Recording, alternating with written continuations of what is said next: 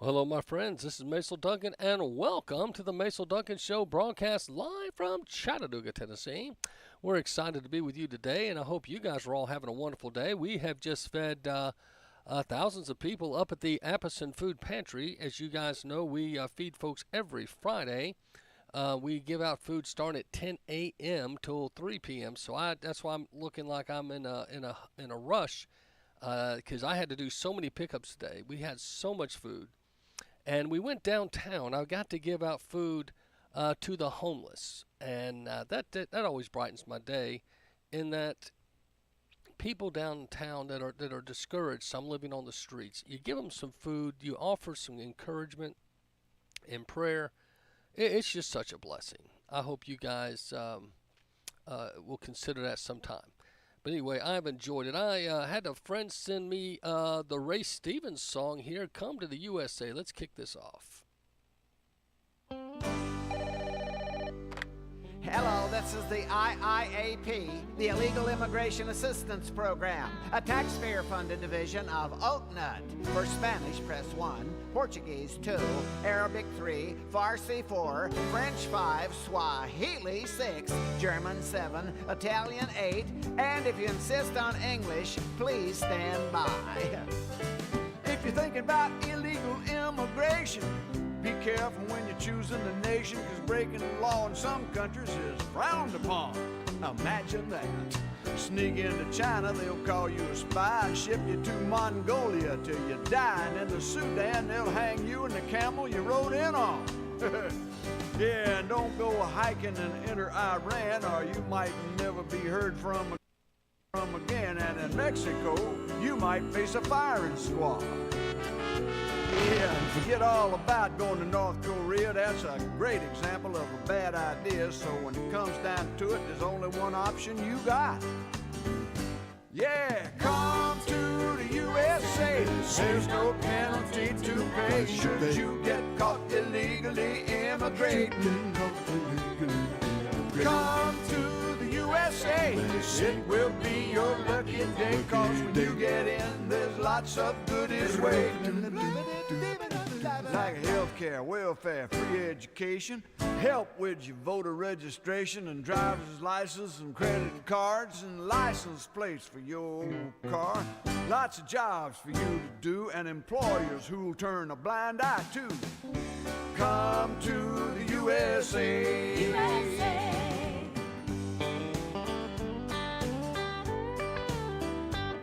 No need to worry about the Constitution. We'll help you start a house of prostitution if that's the kind of work that you want to do.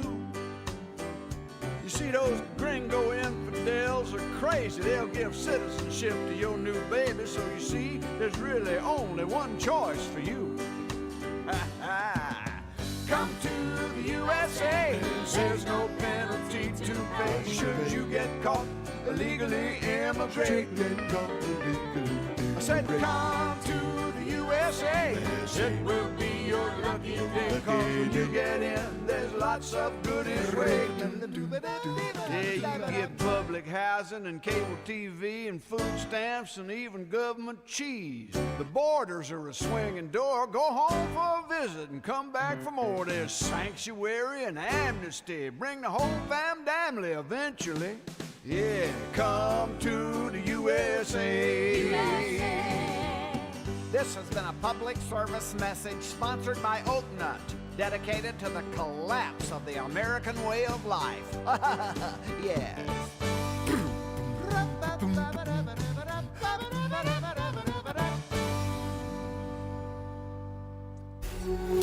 The Department of Homeland Security paused President Biden's migrant flight program after a report revealed sponsors were being improperly vetted. The program allowed 30,000 migrants per month from Cuba, Haiti, Nicaragua, and Venezuela to come into the United States with the support of a financial sponsor. They could live here and work for 2 years. DHS announced application approvals are temporarily paused. Here's why.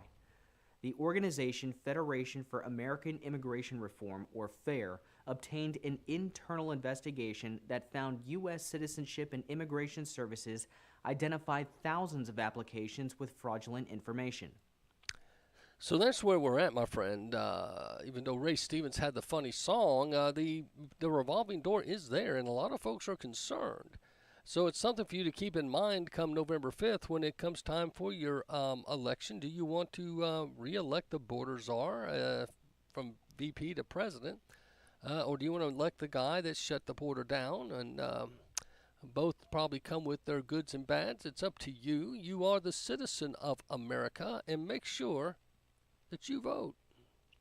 Got a couple of things to remind you of. We've got a lot of great radio here. MacilDuncanRadio.com if you'd like to go there. It's got all the sites where I'm listed. But I thought I'd give a shout out here to Destiny Life Media here, 96.9 FM, that invited me back once Nuga Radio self-imploded. What I was able to do is come here and anchor the 3 to 6, and then they replay me early in the morning. I think it's 3 to 5 or 3 to 6 anyway. They're starting some new programs here, and we'll try to tell you more about them. But 96.9 FM is a Christian-owned station, Destiny Life Media. So be ready for some good stuff that's coming your way here in Chattanooga if you're locally a citizen of. So I just thought I'd mention that to you. God's good, and I hope you guys appreciate it. Here's some commercial breaks.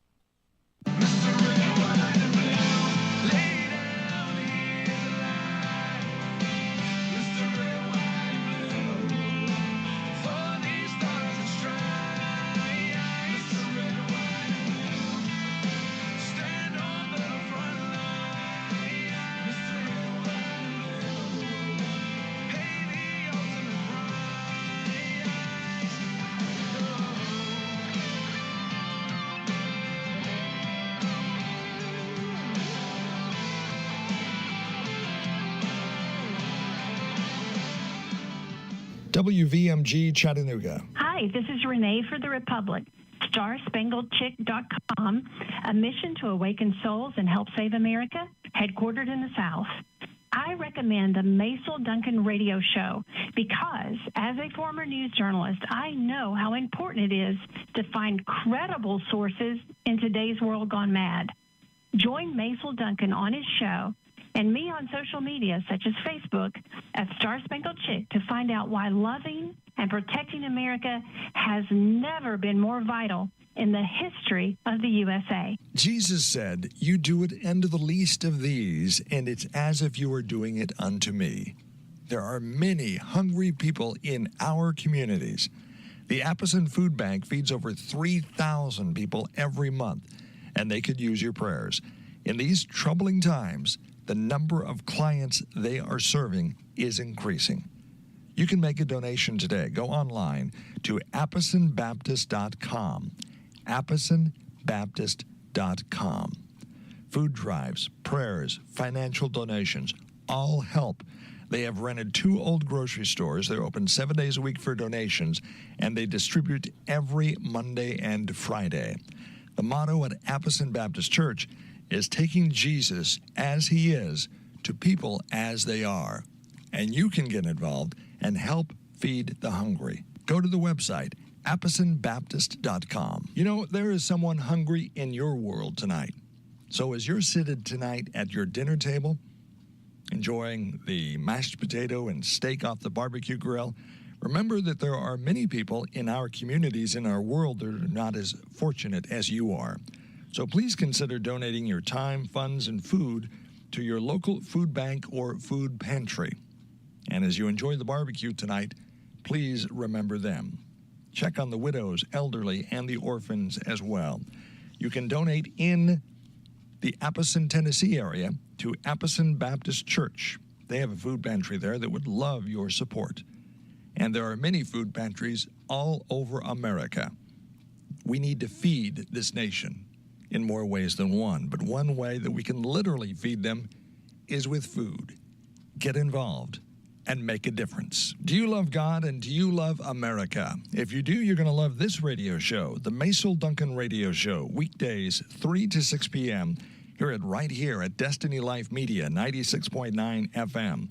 You can also hear the show live and archives of the show at streetlevelamerica.com and usaheartbeat.com. Also hear it at MacilDuncanRadio.com, Rumble, X, Truth Social, Facebook, and more. And we're working on growing the show nationwide. The Patriot Pastor of Apposon Baptist Church, he is Macil Duncan on the Macil Duncan Radio Show.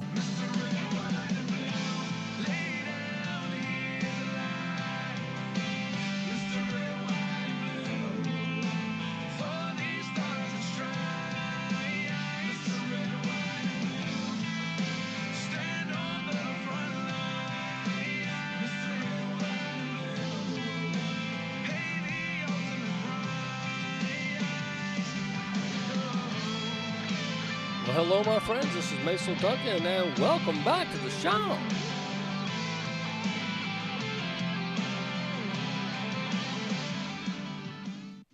Well, there seems to be a lot of folks concerned about the upcoming election. U.S. faces an abortion divide following Roe versus Wade. This is the CBN News 700 Club. See what you think. The data shows a clear divide. Abortions increasing where it remains legal, like Illinois, Kansas, and New Mexico, while dropping by about half in states with 6-week bans and nearly vanishing in the 14 states with full abortion bans, such as Texas, Alabama, and others.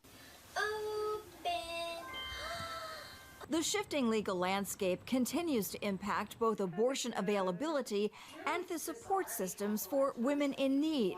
Meanwhile, since the historic decision, demand for maternity homes, many of them faith-based, is surging. So then I found Mary Shelter, thank God, through Google search. Mary Shelter in Virginia is now fielding more requests for transitional housing and support for pregnant women.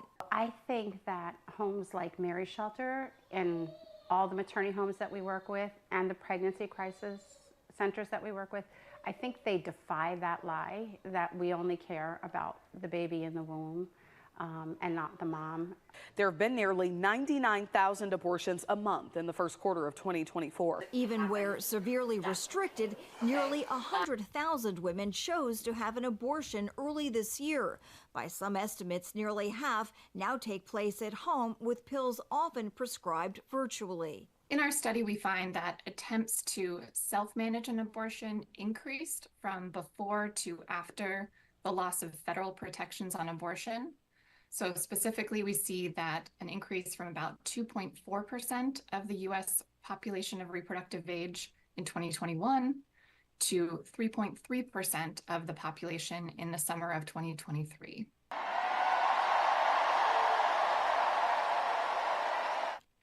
So we'll see what happens. This is the CBN News. That was their take on it.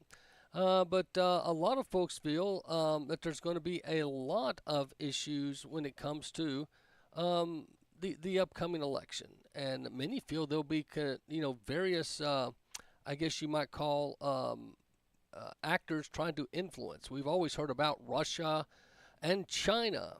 Well, there's now a new player in town trying to interfere with the elections of America, and it's Iran. Check out this story from Straight Arrow News that Iran now wants to play a part in our future or our failure.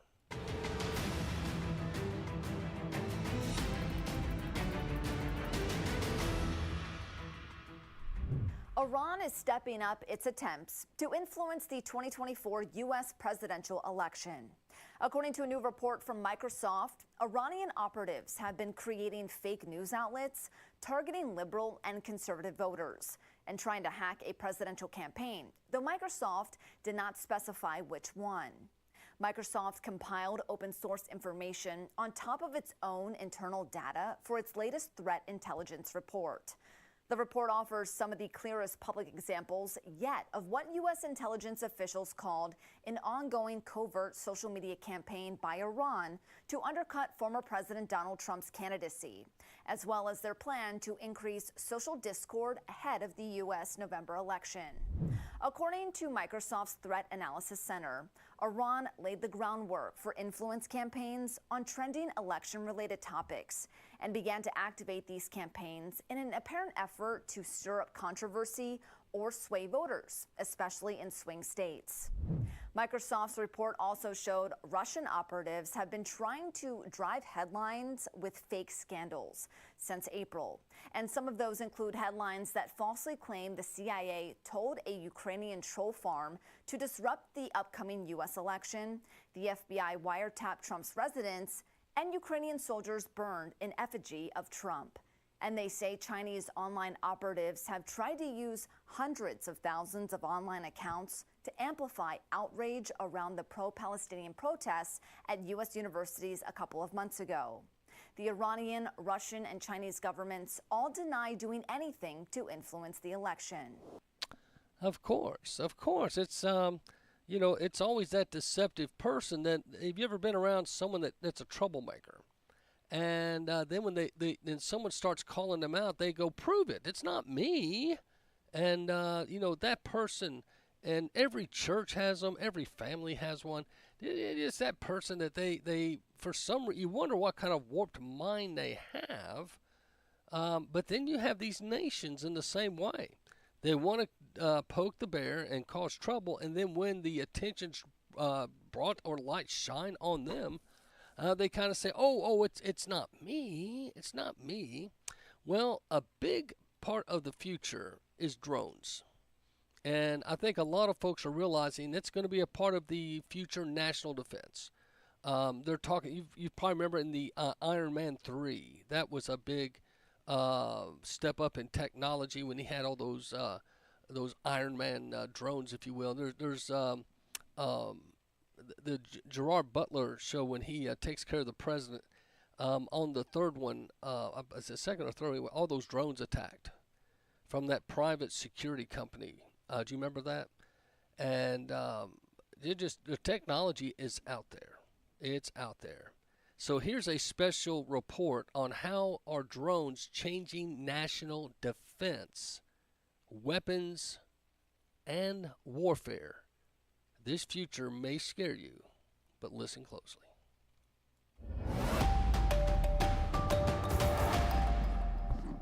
Hello and welcome to this edition of Weapons and Warfare. For Straight Arrow News, I'm your host, Ryan Robertson. If you like drones, this is the episode for you. We're all drones from start to finish.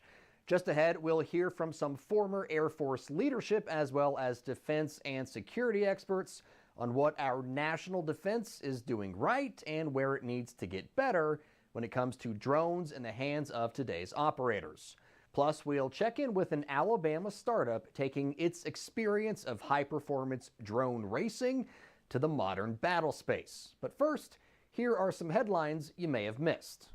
Less than a year after announcing the Replicator Initiative, which is the DoD's plan to deliver multiple thousands of attritable autonomous systems across multiple domains within 2 years, things are moving pretty fast. In May, we told you how AeroVironment's Switchblade 600 loitering munition system was selected for Tranche 1 of the plan. Well, now the Deputy Secretary of Defense, Kathleen Hicks, has confirmed the first unmanned systems were delivered to operators in the field. In a statement, Hicks says, "Warfighter-centric innovation is not only possible, it's producing real results. Even as we deliver systems, our end-to-end capability development process continues. Together with the private sector and with support from Congress, the Replicator Initiative is delivering capabilities at greater speed and scale while simultaneously burning down risk and alleviating systemic barriers across the department." While the DoD would not confirm any specifics on what system was delivered or to where it was delivered, the Army placed an order for the Switchblade 600 in October of last year, something a rep for AeroVironment alluded to when we caught up with them at Soft Week 2024. I love that it is available to the warfighter and that they can have it with them when they're forward deployed and when they're in distributed operations. They have a capability like this ready to use. It saves lives and it brings people home. The Replicator project was introduced with China in mind. At the time, Hicks said the plan is to counter the PRC's numerical advantages with cost-effective innovation and mass production. Ukraine's military intelligence says they've destroyed 2 Russian patrol boats and damaged another 2 of the same type in Crimea. According to a social media post in late May, Ukraine's Special Task Unit, Group 13, used naval drones to attack a shipyard in Vuska Bay, Crimea. Video in the post shows the supposed Magura V5 naval drones moving under helicopter and machine gun fire and striking patrol boats that resemble Russian KS-701 cutters. And finally, we're not sure who is keeping track of these stats, but BKR Tech, a Turkish defense company, says their TB2 drone recently became the first unmanned combat aerial vehicle in aviation history to perform a barrel roll. According to a statement from BKR, the TB2 UCAV attempted the maneuver, which it performed autonomously 3 times during a test flight and successfully completed every attempt. The barrel roll, which is one of the most important escape maneuvers of fighter jets, has never been performed by any UCAV in the world. During the barrel roll maneuver, the aircraft follows a spiral route as it moves horizontally across the sky. Right now at Kohl's, the more you spend, the more you earn. Store-wide, you can earn $10 Kohl's Cash for every $50 you spend. Get Kohl's Cash on what you need and spend it on what you want. Kohl's.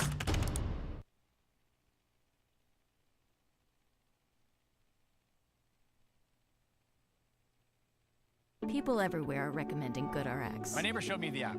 It helped me save on my kids' allergy pills. GoodRx can save you a lot of money. Americans everywhere are sharing the savings. You're all set. Save up to 80% on your prescriptions with GoodRx. Download the free app.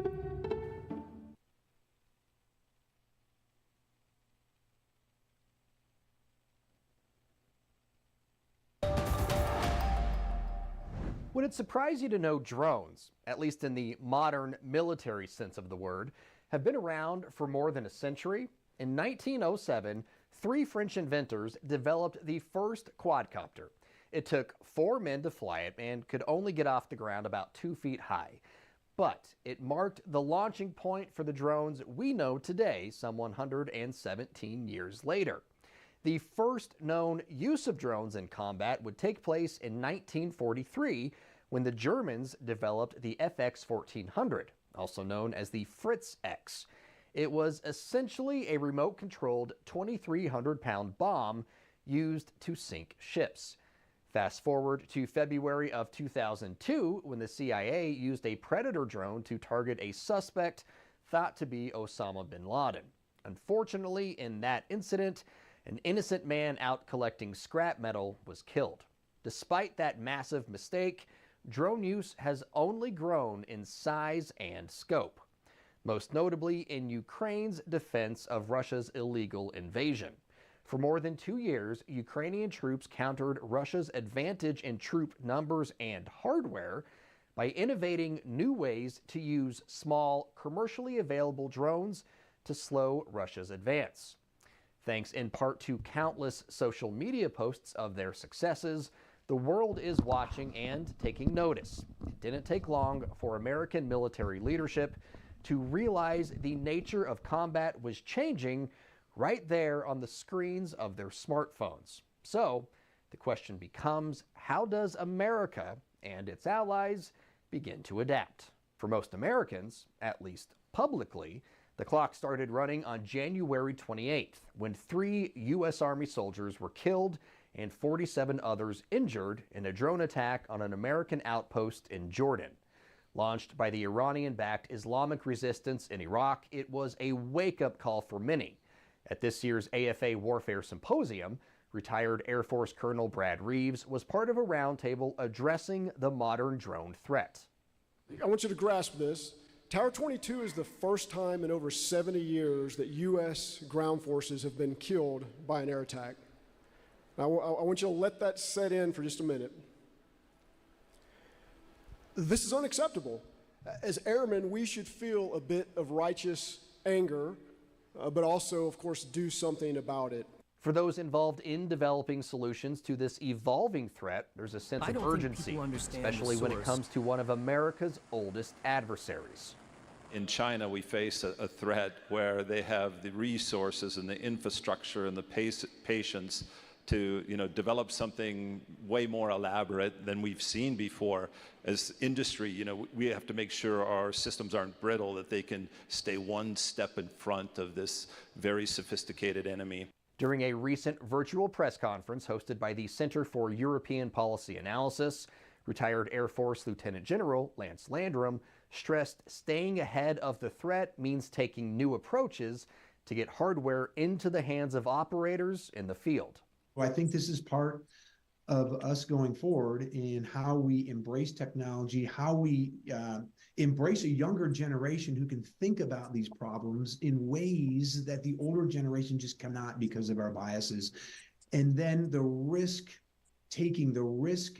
environment associated with their acquisition systems to move forward on things that may not be perfect, but get them out there, use them, learn from them, and develop them and spiral them differently. Watch enough video of Ukraine's drone exploits, and it's easy to get caught up in the offensive capabilities drones bring to the table. However, the bigger part of the equation lies in defending against them. Detecting an inbound threat that's considerably smaller than a traditional missile or attack aircraft. Stopping a single drone or a swarm of drones will take a sizable leap in technology, a lesson Russia is learning the hard way. And as I played that for you, CNN has a report on, not that I'm a big CNN fan, as you know, but this is CNN reporting on the drone strike the Ukrainians have used against Russia. And I'm sure we helped Ukraine. So all we're doing is provoking Russia into World War III. See what you think. Launched a, quote, massive drone attack on Russia's western Lyebetsk region early on Friday. According to that region's governor, he says multiple people were wounded in that attack, which damaged energy infrastructure. Now, this was 4 hours ago.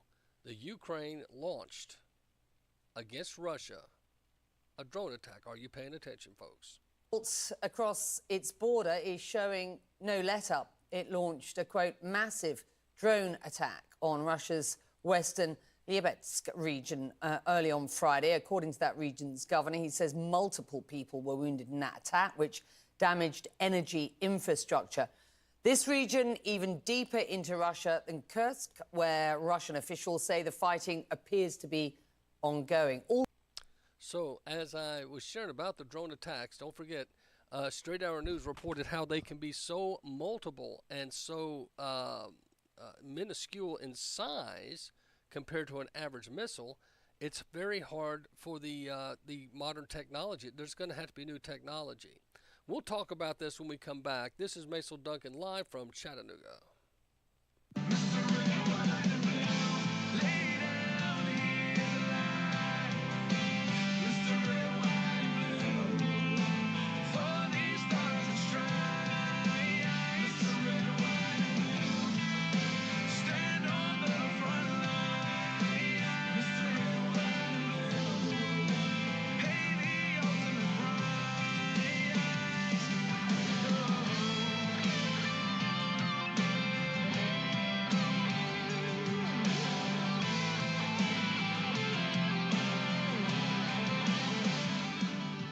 WVMG Chattanooga. We are growing better together all the time. Those are the words of Dr. Steve Ball of Metro Tabernacle Church in Chattanooga, Tennessee. One of the ways that they grow is with life groups. It's very important for you to get connected in a small group so you can develop relationships and hold each other accountable. Dr. Ball says they believe that Metro Tab is growing larger and smaller at the same time. Life groups are an important part in developing relationships with others who share your interests and are dealing with similar life issues. Why don't you get connected? Check out life groups and the many other offerings at Metro Tabernacle Church in Chattanooga, Tennessee. They want to be involved in your life. The address is 2101 West Shepherd Road, just off Highway 153 at the airport exit. It is time for the Church of Jesus Christ to roar. That is one of the core principles of Metro Tabernacle Church in Chattanooga, Tennessee. Their mission is to restore the roar in the body of Christ by establishing a foundation of faith in the Word of God through the power and demonstration of His Holy Spirit. They will reclaim the original intent of God for the church through training, equipping, releasing believers, and raising up leaders who will carry the roar of the Lion of the tribe of Judah to build strong local churches. And we all need that. You can find out more information by going to their website, myroar.org. Metro Tabernacle Church is located at 2101 West Shepherd Road, the airport exit off of Highway 153 in Chattanooga. Let's roar. It is time for Christians to roar, to make a difference in the community. That is the belief of Metro Tabernacle Church and Dr. Steve Ball. They have the School of Roar. The School of Roar is hosting a summer 2024 The Prophetic. Classes open to everyone and registration is free. Do you want to learn how to work more in the prophetic? Attend one of the class schedules. Registration deadline June 2nd. There will be a class Tuesday, June 18th at 6:30 p.m. and one again July 16th at 6:30 p.m. You can register at the website metrotab.net or myroar.org.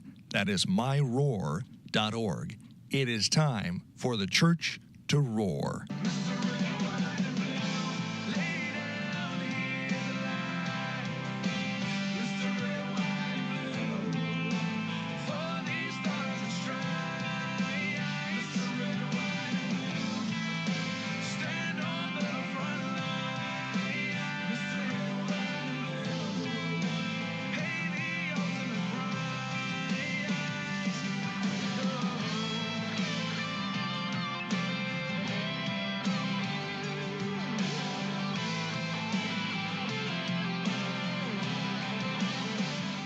Well, Ukraine's assault across its border is showing no let-up. It launched a, quote, massive drone attack on Russia's western Liebetsk region early on Friday. According to that region's governor, he says multiple people were wounded in that attack, which damaged energy infrastructure.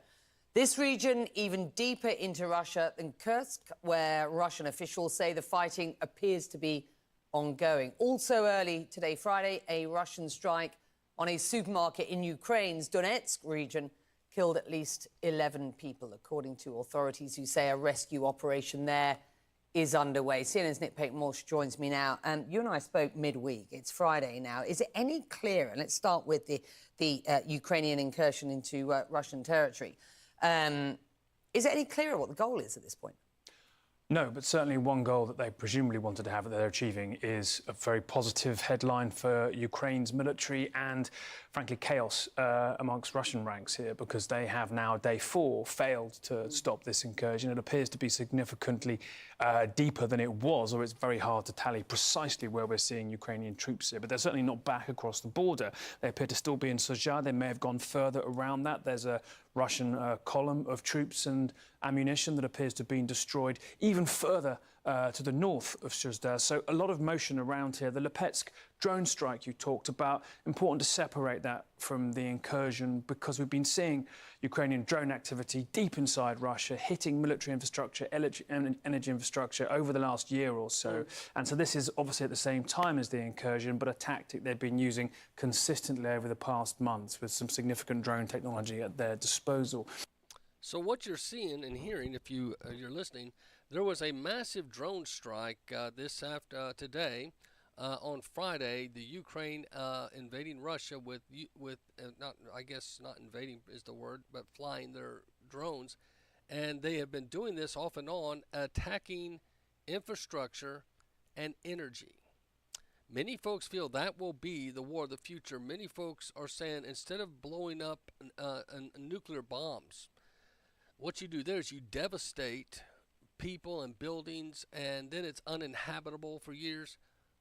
But if you do blackouts, and you can do these bombs and stuff that lock up your energy infrastructures, what you do then is the buildings don't be destroyed.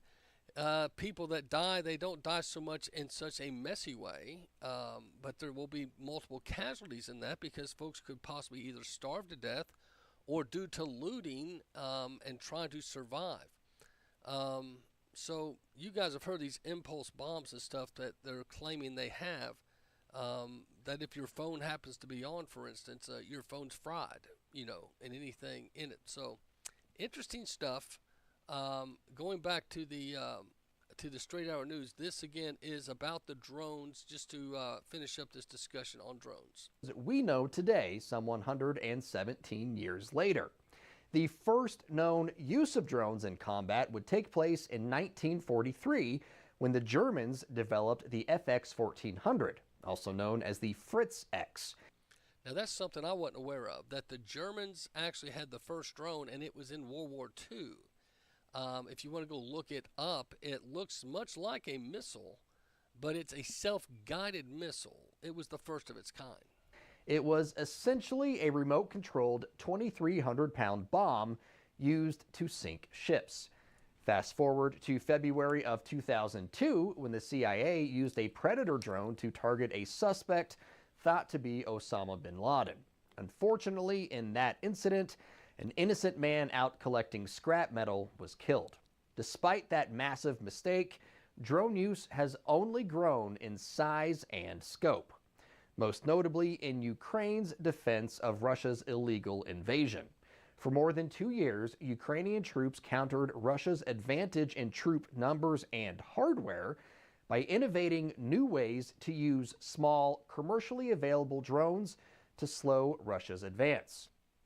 Now that's where, people say, where's all this money going? Well, Ukraine evidently is using some of the first of its kind technology. That's kind of like what the war machines want to do, the military complex, some call it. By taking on a marching traditional army, the Ukraine is outnumbered. But to have these small drone, like little gnats or wasp, if you will, in comparison, it's a metaphor. I'm not saying the drones are actually that small. But if you can imagine, if you've ever been up north, and they have tons of gnats. When we went on mission trips up north, if you've been to New York State, and they're used to it. But if you're from the South, you're not used to gnats flying, and if you leave your mouth open, you're going to inhale and digest one or two. It's different. That's kind of the mentality, if you will, of some of these drone makers, was to make drones so massive in number that it's going to be hard to detect them. Now in Israel, they have a thing called the Iron Dome, and you may have heard where back a few months back when Iran made its first missile strike, only 5% of the missiles hit their target because of the massive Iron Dome and the counter-missile response to blow them up in the air, etc. What they're saying with this new drone technology, it would be able to bypass some of those countermeasures because, one, they're smaller. Number two, they're more numerous. So even if you blow up one, and where you're used to maybe having 5 bombs, let's say, drones, you have like 20.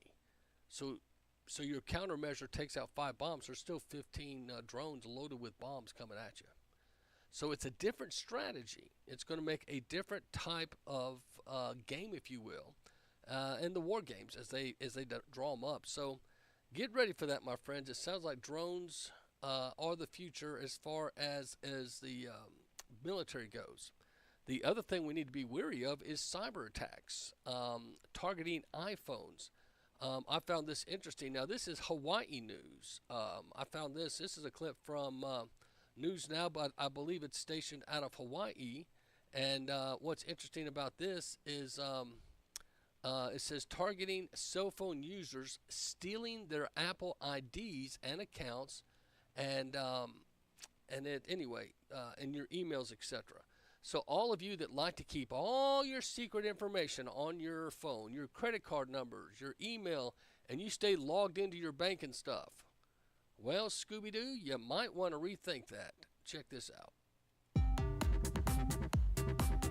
A new cyber attack targeting iPhone users is stealing their Apple IDs and accounts through emails and text messages. And as Jamie Tucker explains, it's an attack many people are falling for.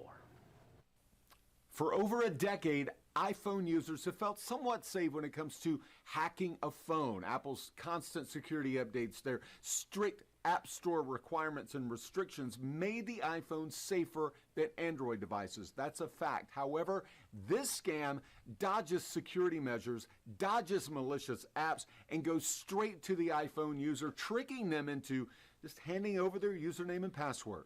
The cybersecurity company Symantec says it found incidents where hackers sent iPhone users emails and text messages trying to trick them into sharing their Apple ID usernames and passwords.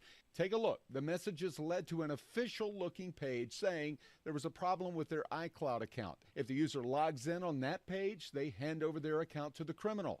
This is a very similar attack to just 2 months ago when users reported getting these texts to sign into their Apple account. But as you can see here, the link from this latest scam sends you to a domain that's clearly not Apple, but to a .info site. Now, most iPhone users never felt they should have a third-party anti-malware app, but it's probably time to get one. To prevent attacks like these, look for a security app that blocks malicious websites. Look at Symantec, McAfee, Norton, and Avast. iPhone and Android users need two-factor authentication turned on their device, so even if a bad guy steals your username and password, they still need your device to log into the account. iPhone users, don't feel that your iPhone is bulletproof. The cyber criminals are shooting at it. So don't forget, the FBI has even gone on record saying that they're unable to hack in to some of the iPhones, if you will, of terrorists and wackadoodles they catch in these mass shootings. At least that's what they're telling us. So iPhones are hackable, of course, and when you willfully give over your password, whether you realize you're being scammed or not, that gives them such an advantage. So be very wise, my friends, and be careful. But the other thing that's coming out is iPhone is warning its users. And this is WION network. This is out of India. Apple warns iPhone users in 98 countries about spyware attack. Okay, so check this out. All right, some updates from the world of technology. Apple has issued a new warning to iPhone users in at least 98 countries, and it includes India, about a potential mercenary spyware attack similar to Pegasus. Mercenary spyware is a software designed to infiltrate devices by targeting specific individuals or organizations. The tech giant has detected attempts to remotely compromise iPhones linked to users' Apple IDs. Apple has stated that the attack likely targets individuals based on who they are or what they do. Although Apple acknowledges that it's impossible to detect these attacks with absolute certainty, it has high confidence in this warning and has urged users to take it seriously. In April, Apple sent similar warnings to users in 92 countries, including India, about possible mercenary spyware attacks.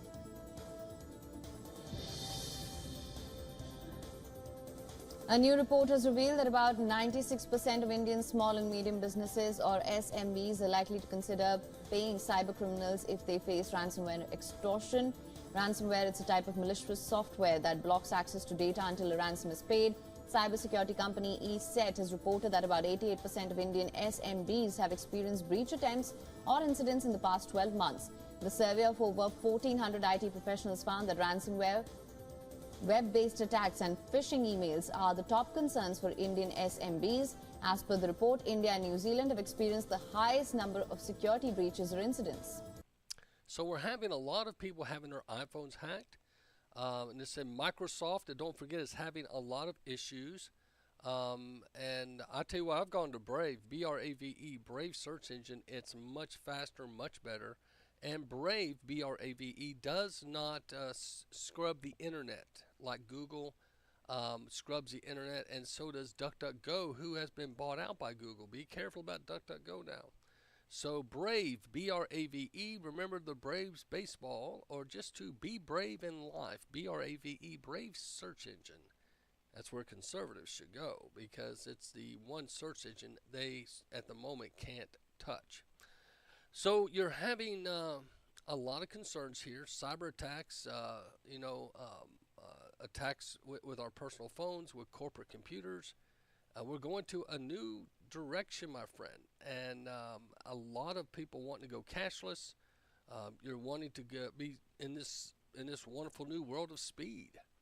And you got to ask yourself, how fast does it really need to go? And how much do you really need to make? Interesting. We'll talk about it when I come back. This is Macil Duncan in Chattanooga at the Macil Duncan Radio Show.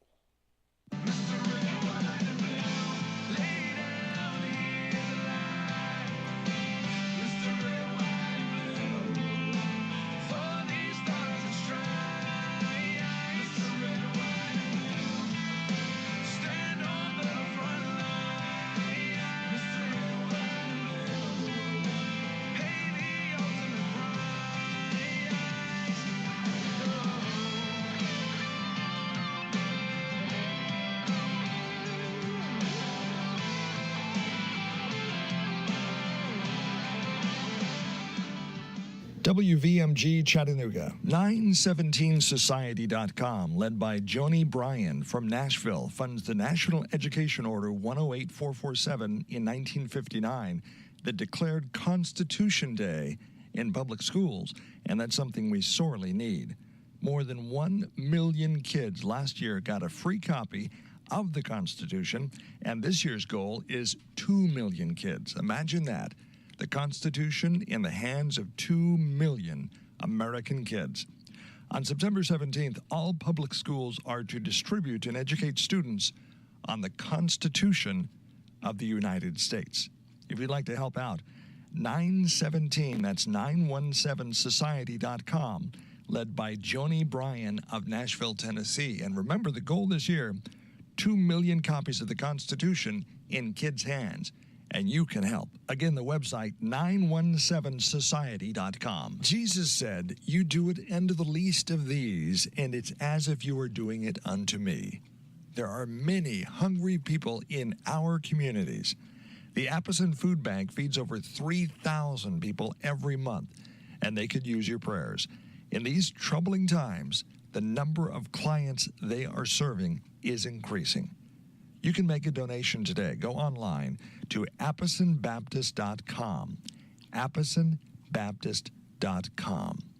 Food drives, prayers, financial donations, all help. They have rented 2 old grocery stores. They're open 7 days a week for donations, and they distribute every Monday and Friday. The motto at Appison Baptist Church is taking Jesus as he is to people as they are. And you can get involved and help feed the hungry. Go to the website, appisonbaptist.com. You know, there is someone hungry in your world tonight. So as you're seated tonight at your dinner table, enjoying the mashed potato and steak off the barbecue grill, remember that there are many people in our communities, in our world, that are not as fortunate as you are. So please consider donating your time, funds, and food to your local food bank or food pantry. And as you enjoy the barbecue tonight, please remember them. Check on the widows, elderly, and the orphans as well. You can donate in the Appison, Tennessee area to Appison Baptist Church. They have a food pantry there that would love your support. And there are many food pantries all over America. We need to feed this nation in more ways than one, but one way that we can literally feed them is with food. Get involved and make a difference.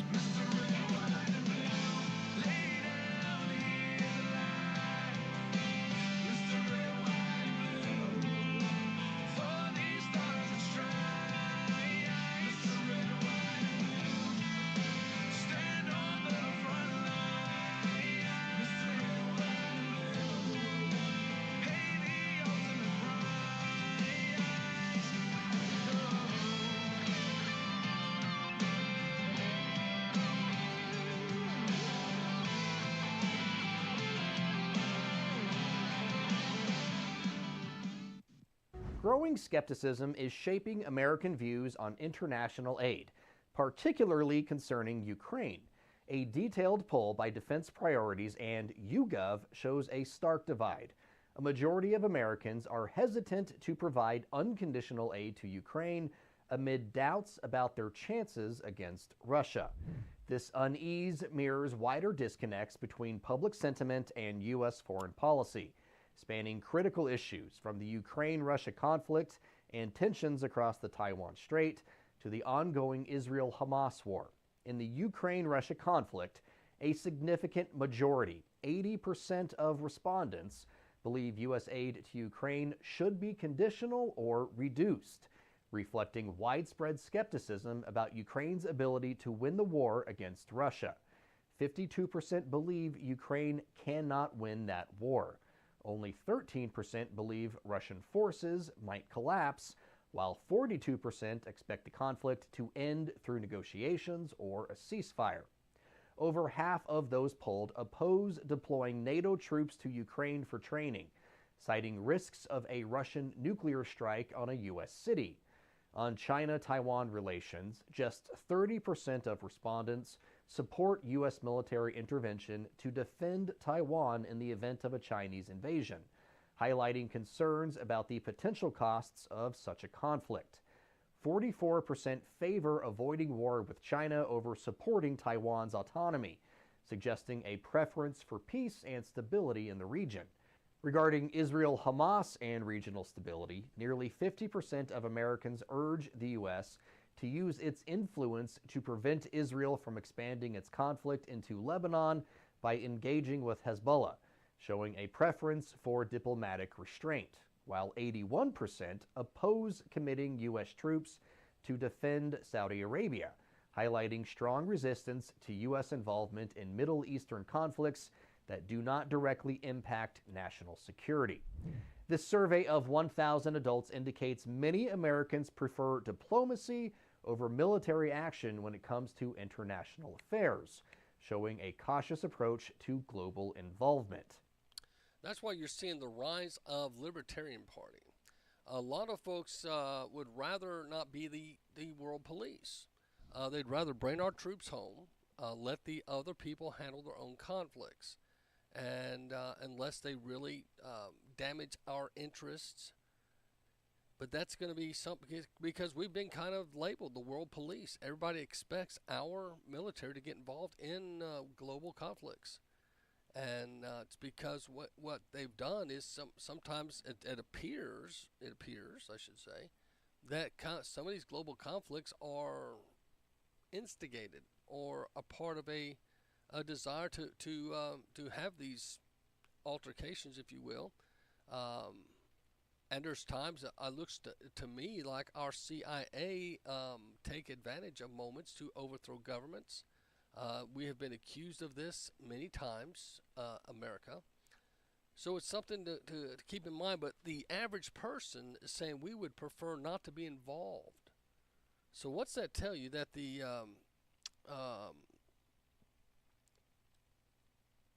I'm just telling you right now. So hang on, I'm just answering this guy. We've got a situation where we had a Senator Gardenhire at our church, and he spoke. We had over 1,000 views, and I was going to play some of that excerpt, and Facebook has deleted, or somebody has taken it off our Facebook site. And that's the kind of censoring that's going to go on. But he was very pro-life, and I'm very disappointed with that. Somebody felt a need to do that, or I guess it's Facebook censoring conservative speech once again. Is it not a shocker that they would do that? Well, let's keep going. I got a couple other things to bring you away. Not that you guys would be super surprised with some of this. Our country is sensing some stuff that I think that's going to be different for us in the future. But here's one that we could see if we get a Marxist type administration, which is pretty close to right now. Did you know Maduro blocks Venezuela's access to X, which is, the former Twitter, because he doesn't want, of course, free speech and the people to have access to what's going on, and see what you think. Venezuela's president, Nicolas Maduro, has issued a decree blocking his country's access to use the social media platform X for 10 days after his heated exchange with ex-owner Elon Musk. The two exchanged words on the platform after Maduro was declared the winner of Venezuela's controversial election last month. Maduro's opposition, Edmundo Gonzalez's team, says it has evidence that Gonzalez won the election, and by a wide margin. According to representatives for Gonzalez, they have copies of voting tallies showing Gonzalez's victory with more than 7 million votes compared to Maduro's 3.3 million. However, the country's electoral body declared Maduro the winner with approximately 51% of the vote without providing proof of voting tallies. On X, Elon Musk called Maduro a dictator, a clown, and a donkey, and also said the donkey didn't deserve to be compared to Maduro. The people of Venezuela have had enough of this clown, Musk wrote, in response to a video of Venezuelans taking down billboards of Maduro. It is time for the people of Venezuela to have the chance for a better future, wrote Musk, after alleging there must have been major election fraud by Maduro. Maduro accused Musk of spreading hate on X and staging a cyber coup against his re-election campaign. Maduro said Musk was to blame for protests and unrest that flared up in Venezuela after the contested election, with Venezuelans demanding Maduro step down. The Venezuelan Observatory for Social Conflict confirms nearly 24 people have been killed in the protests. Musk and Maduro even agreed to physically fight each other, according to the New York Times. On Thursday night, Maduro spoke to Venezuelans on state television, saying X would be withdrawn from circulation because Elon Musk is the owner of X and has violated all the rules. As the election results are questioned, the international community is becoming increasingly vocal in demanding transparency and accountability from Maduro's government. Countries including the United States, Argentina, and Chile have refused to recognize Maduro as the winner of the election. That's about all you can do without sending troops in. And that's the thing. Again, the world police, I'm sure there are folks that want America to go in and make this right. But you got to ask yourself, have we been a part of making it wrong? I would not be surprised to know that the CIA has helped Maduro stay in office. If he has got, this other fellow got 7 million votes and Maduro barely got 3 million, that's more than half of the people. And you know they tried to screw with the vote, so it's probably more than that. That's what's going to happen, I believe, in November 5th. You're going to have a large part of the country not excited about if manipulation is done and keeping the person out that many folks feel deserves to be the president. So it's going to be interesting. I think we'll just have to, time always tells. Time, there's something about time, and it seems like truth comes out in time. They talk about, now I'm not a wine drinker, but they say the longer the wine sits, the Marlowe and all that stuff, it just makes it richer, supposed to be better. And aged wine, especially you have a bottle that's supposedly like 100 years old, I don't know. They talk about, and it makes the price go up, right? Because it is something of value because it's had the time factor. That's something I think we need to be mindful of, that we don't always go for the new and the young. Wisdom comes with time. And if you have candidates and people that have been in office for a while, that's the time we need to consider. That's just me.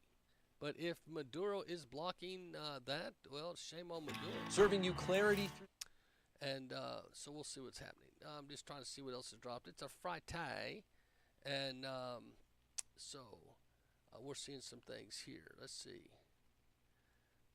I'm not going to do the marijuana study. Says marijuana usage is up. No duh. Okay. Let's see. Supposedly a third teen has been arrested in the Taylor Swift concert terror attack. That's not a terror attack. Okay. Nothing happened. So anyway, I'm skeptical of it comes to Taylor Swift. A Columbia University executive's home is vandalized. And this is interesting. See what you think.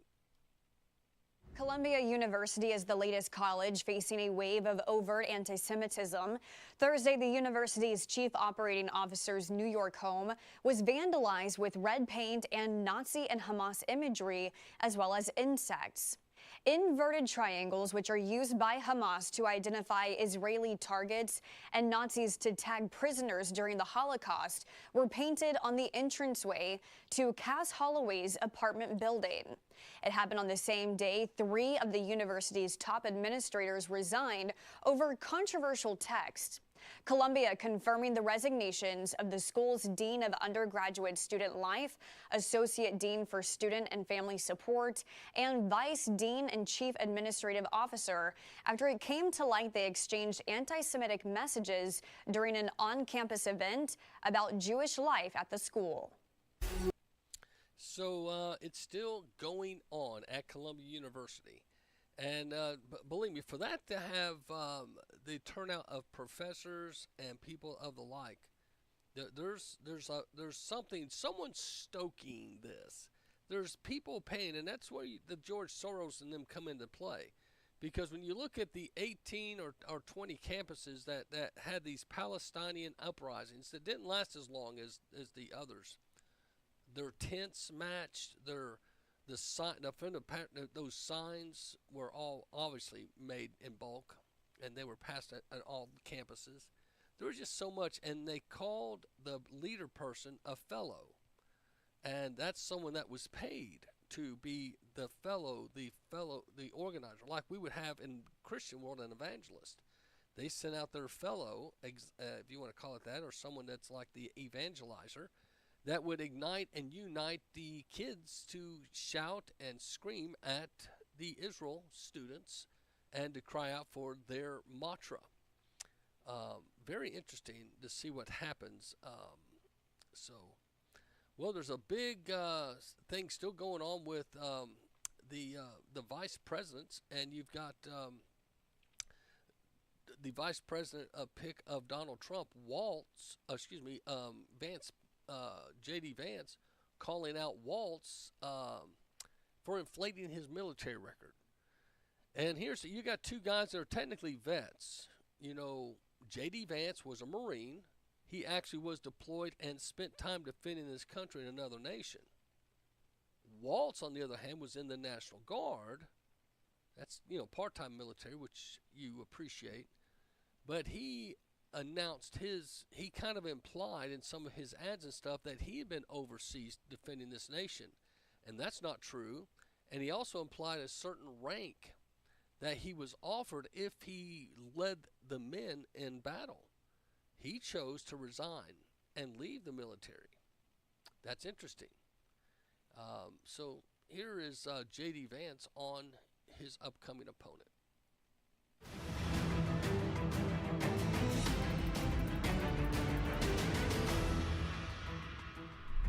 Vice President Kamala Harris's running mate Tim Walz is being accused of misrepresenting his military service.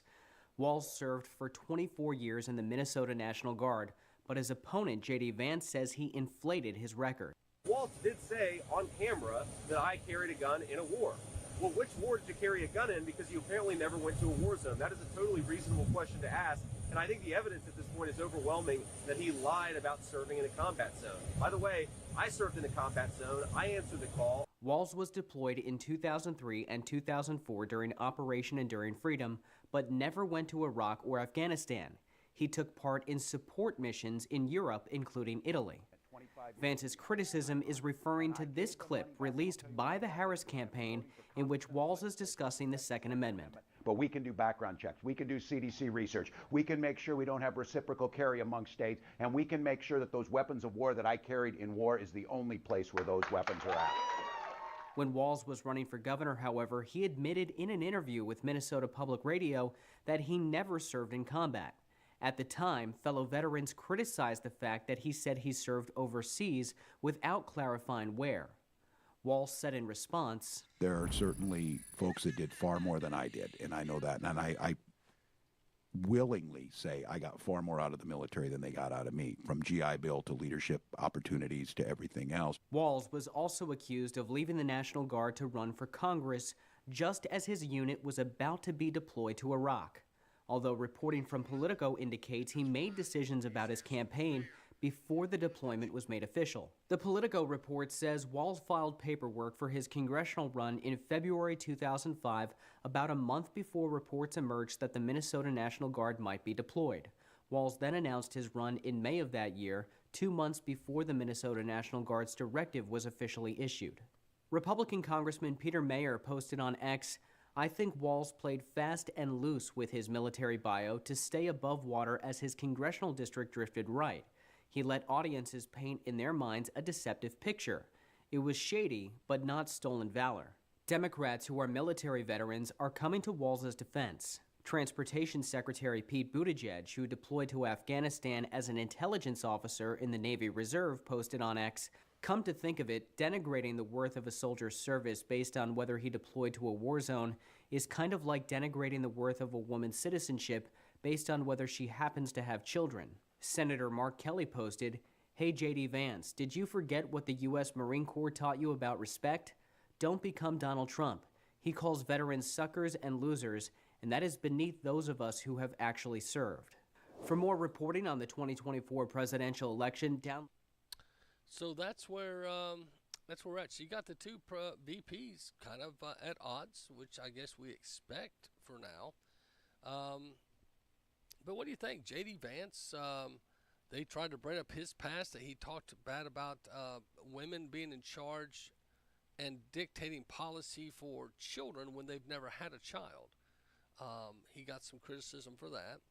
J.D. Vance was doing 96 miles an hour, had drunk driving, and as he was being arrested by the police, he pretended to be deaf and tried to do fake sign language to try to get his sympathies and maybe way out of the ticket, but they arrested him anyway. So that's interesting. So you got both of them have skeletons that are coming out of their closets. It's just which one will catch with the nation, and will anyone believe it? I think we're at a point, and a lot of folks saying, I just don't know if I agree or believe. So we'll see.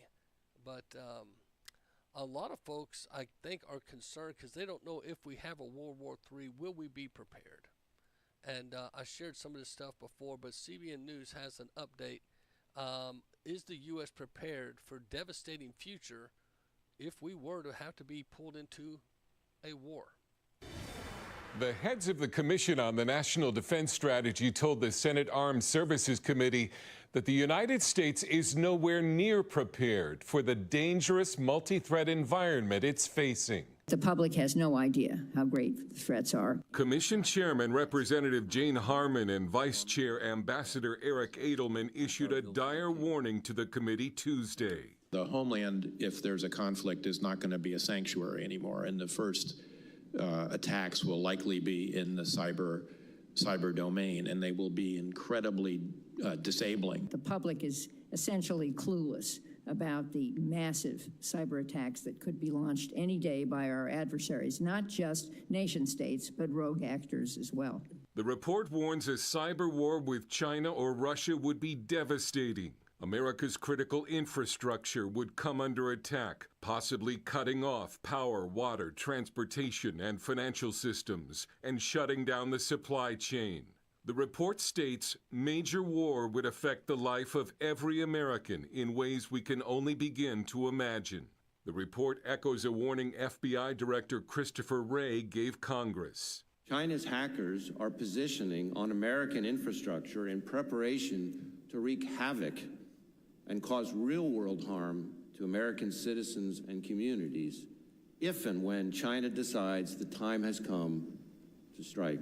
One of the things we might anticipate, for example, is if China decides to annex Taiwan or whatever euphemism they might use, they might engage in a major cyber attack here first, for which we are underprepared. The Commission found the U.S. defense sector lacking in almost every area, including integrated weapons technology.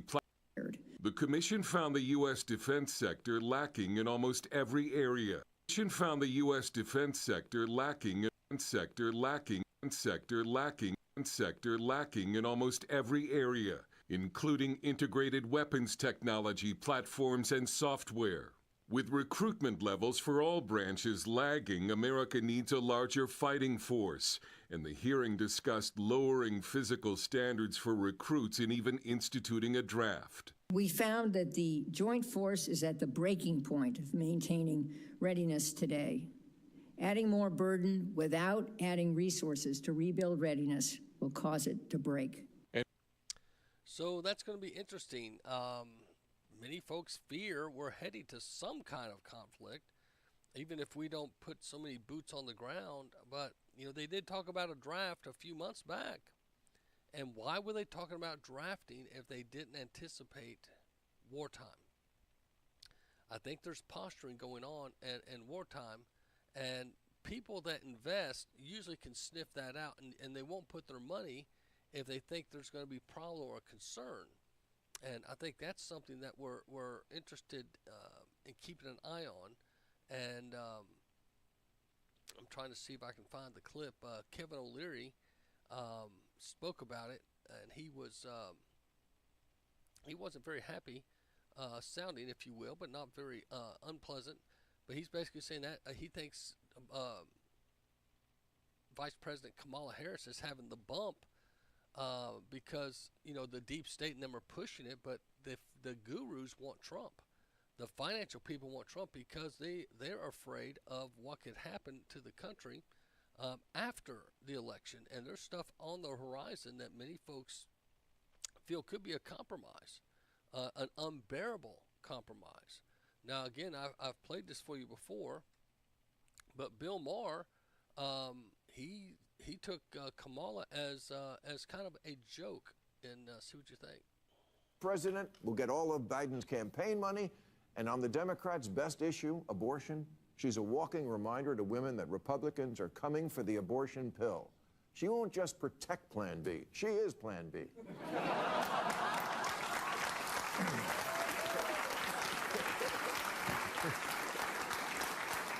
And as a former prosecutor, Kamala was putting criminals in jail back before liberals decided that was a bad thing.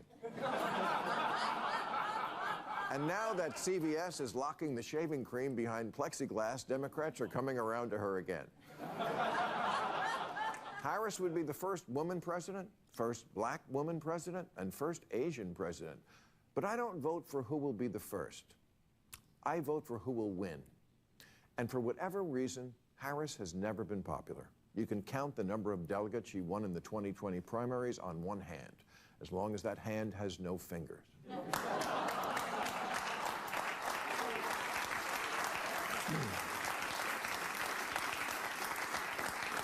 In 3 years as vice president, she's been quieter than an electric car. And like an electric car, your MAGA uncle can't explain why she fills him with homicidal rage. She just does. Sometimes life isn't fair. It's not fair that she's not popular. She's intelligent and accomplished, and in fact was put in charge of the border. And look at how... Okay, bad example. Okay, you get it. He's doing a little bit of everything always, and he has to throw in the MAGA stuff and all that, but he's acknowledging she's not popular. The border joke at the end, like, if you are liberal, flashback again to the lesbian video from last week. I can't remember her name. Does anyone remember her name? It doesn't matter at the moment, but I will contact you. Like, if you care about anything that is liberal, if you care about women or minorities or anything else, then the border is the #1 issue. Everything is downstream from immigration, period. That's how it works. And that's true. Anything out of the administration is downstream. Now, here's the Shark Tank legend. He exposes why mega donors are now regretting their investment in Kamala the Walla. Syndicate debt for real estate projects. We don't care if you're a Democrat or Republican. So I deal with a lot of investors, agnostic to politics, and some of them are very big contributors to the Democratic Party. I heard for the first time today, because we like to talk about politics, mostly on policy, and what he said to me was, some of us are having some buyer's remorse. We'd wish we'd run a process because we got so much press in the first 9 days of bringing somebody into the party, and raised 200 million plus, which is like a balloon underwater. It just wasn't Biden, so they started contributing. But we gave up 5 weeks of fantastic social media in guessing who really should be the candidate. Now, I hadn't heard that before. It's not that many. I'd guess 20% or something like that. But so that's starting to crack a little bit. And there is precedence for what's going on here. I ask everybody to look north to Canada. When a young Justin Trudeau swept in, nobody cared about his executional skills or what he'd ever done or anything. They just thought he was the it guy. Look at the country now. It's wiped out. And because it turns out the guy had no executional skills.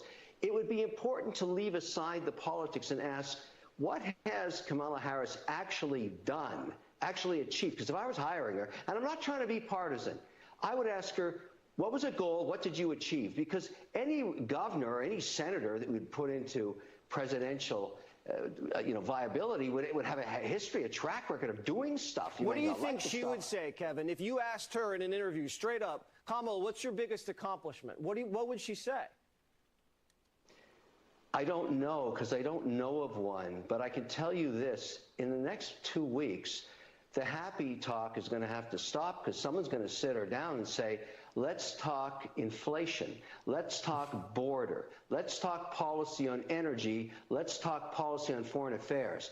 And if she doesn't deliver on that with the new vision towards the center, the guy that said, I wish we'd run a process is going to be right. If she wants to win, she's got to go to the center, but she's got to have some ideas on how to run the country. You might hate Trump, but he has this track record of policy. You might hate him. I get it. But, you got to do something. No tax on tips, border wall, tax reductions, stop the wars. I mean, you can nail it. I don't know what she wants. I just know she wants haymakers on Kevin Joe O'Leary, Biden. you're right, How though. That do would you have go been from being the such a greatest American Idol passionate audition this country's ever seen, and they just handed it to her, and now look what happened.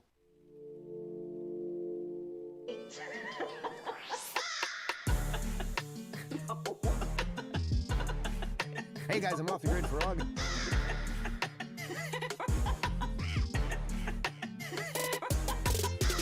You're considered the most liberal United States senator. Somebody said that in it actually was Mike Pence on a debate stage.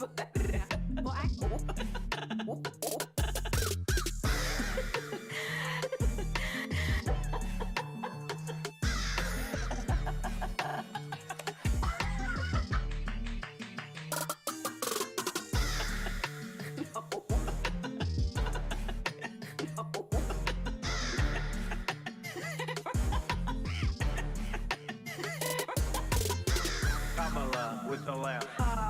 That's so funny. She kept laughing. Is there something wrong with her, too? The media said Joe Biden's president.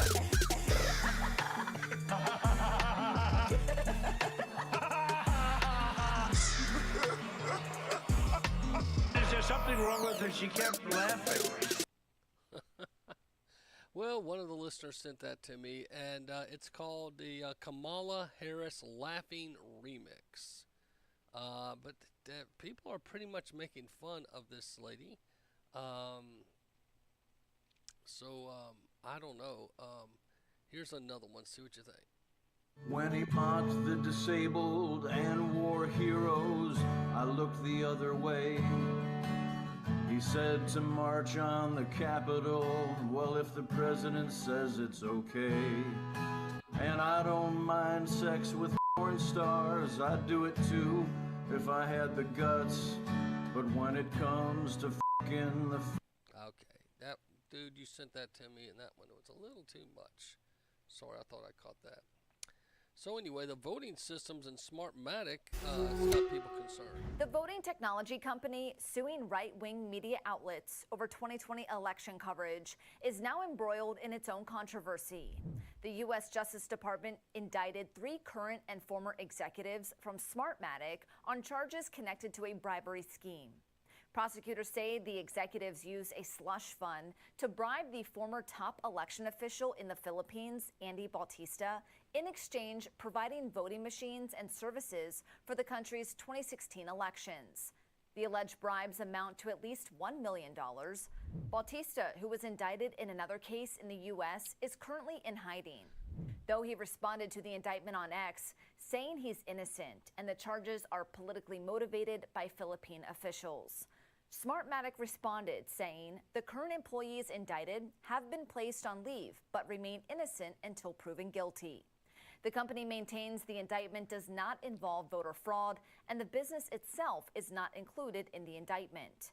Smartmatic is currently suing several media personalities and news outlets, including Fox News and Newsmax, in a nearly $3 billion defamation lawsuit over commentary falsely accusing the company of helping to steal the 2020 election from former President Donald Trump. Both Fox and Newsmax deny defaming anyone and argue their election coverage is covered under the First Amendment. While the media outlets didn't respond to this latest indictment, lawyers for Fox News and Newsmax previously said during the criminal probe by the DOJ, prosecution against top Smartmatic executives would harm the company's public reputation and make it harder for Smartmatic to claim it is solely damaged by false accusations during the election. The Newsmax Smartmatic trial is scheduled for next month, and Smartmatic's case against Fox isn't expected to begin until next year. Could be interesting. So Smartmatic's voting, and you have Dominion, these machines have been accused of, throwing the election, and I think a lot of it is justified. There's been things brought out in the courts, so it's just going to be, I guess the bottom line is we've talked about this before. We've got smartphones, we've got all this technology, and they can't find a way to make the voting very clear to people and make it say, hey, this is how you vote. One vote per person. I personally believe they could do it, but they choose not to. That's just the way it appears. So we'll see. But I'm not a big fan of the media, and I'm not a big fan, of course, of tech. So I can't see them coming together and doing what's right or what's best. And not to mention, you've got your politicians. I mean, no offense, GOP, you guys are sitting back and you don't seem like you want to help Trump. You don't seem like you guys are just letting things happen. And I think a lot of folks are getting concerned that that Trump's pretty much on an island with just a handful of folks. I just don't see the uniting. I don't. Maybe it's just been a bad week, but I just don't know. So it's just going to be sad. It's going to be sad. Well, since we focus on the homeless, PragerU does a thing about the homeless. I thought we'd focus on that for a moment. See what you got. What's up, guys? Aldo here with PragerU. California currently homes almost 30% of the entire nation's homeless population. So today, I came to Santa Monica, California, one of LA's largest homeless hubs, to ask people what they think about the situation and what we could do to fix it. Let's go see what people have to say. How do you guys describe the situation here in California? I think something should be done, mainly because you live in a state where you have all of this money.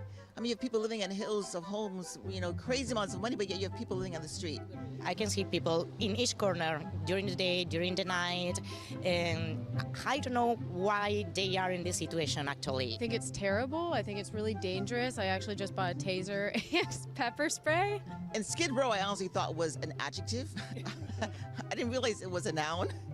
So yeah, something can be done and should be done. If sometimes it can be a choice, but I'm not pretty sure. This past Saturday, when I was over at my friend's house, we find a homeless guy just sleeping in her bed. Yeah.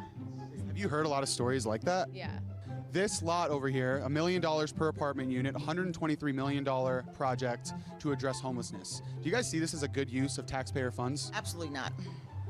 Absolutely not. Do you think that it could be not a lack of resources, but maybe behavior and life decisions? I think so, because we were talking about that the other day as we were driving around, and we were saying maybe they want to be here because when they go into those homes that are accessible for them, they're not allowed to have the drugs that they need. But they can't get clean. Right. Exactly. So you have to be clean or you have to become clean to stay there. I think it's the mental illness and the drug addiction. You can give them anything in the world, but what they want to spend it on and what they want to do with it is basically up to them. So some people are homeless by choice. How long have you been homeless? Since 1999. No, it's not resources. I think it's information. If people don't have enough information or they don't feel well adjusted enough in their spiritual body, they would start to hit the street. Some people decide to be homeless. Money is the least important thing. Okay, you got to find out what people's issues are, what the problems are. Well, what do they need help with? Right behind me in this lot right here, the city of Santa Monica just approved a $123 million construction project to house the homeless. Each apartment unit will cost the taxpayer over $1 million per apartment unit. Do you see this as a good use of taxpayer funds? Not really. I think I might need to convert to homeless for a little upgrade here. $1 million a unit? Seems like a good deal. That money goes to construction companies. That money doesn't go to homeless people to address anything they need. It's that we build a house and a certain number of these units will be reserved for low-income people.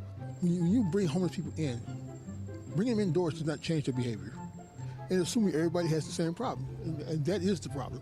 Do you think that the state incentivizes homelessness when they give out things like cash vouchers, they give out drug kits, they give out cell phones, they give out free housing? Do you think this incentivizes people to stay homeless? Yeah. That's definitely a possibility. It could be. And also, like, there's no accountability. So if they know they can go out and get these things, they're not accountable for anything. Just get what I need, leave, and be gone. Do you think the government is doing enough to address this? You want to make the government responsible for everything, and I don't think the government is responsible for everything. The SROs, I'm sure they're doing the best they can, but there's tale after tale of negligence. It's not an easy fix problem, but we're always looking for that instant fix, that pill. You know, whatever you take, it's all better now. There's no such thing. It's like giving everybody the same treatment for different diseases. Society has cracks in it that people slip through. There's no catch-all for everybody. Well, you guys, that's it for this episode. Let me know what you guys think down in the comments below. If you guys enjoyed this video, please give it a thumbs up, share it with your friends, and be sure to subscribe. Homelessness. Now, it's a big thing in California. I don't know what you guys, if you have any homeless in your area, do you do anything about it? It's easy to make fun of. Now, there's a homeless guy that came to the food pantry today, and he was asking if we had any yard work or anything for him to do. We always feed him, and the ladies always have him a sandwich and stuff, and he sits out on the front bench, and he eats his sandwich and drinks some water, and sometimes we'll eat a Little Debbie snack cake, and tells about his adventures and things. He's a tad bit disturbed, you know, and some people just look down on someone like, oh, I don't have time for him. But we do a fundraiser here every November to help raise money to raise funds for feeding the hungry. And the past 2 years he's come, and let me tell you something. This I want to defend homeless people just for a second. He came, and as he came, he said, "I want to play the piano, Pastor. Let me play the piano for you." And I'm going, man, this guy's kind of a nut. He rides a bike. He can't hold down a job.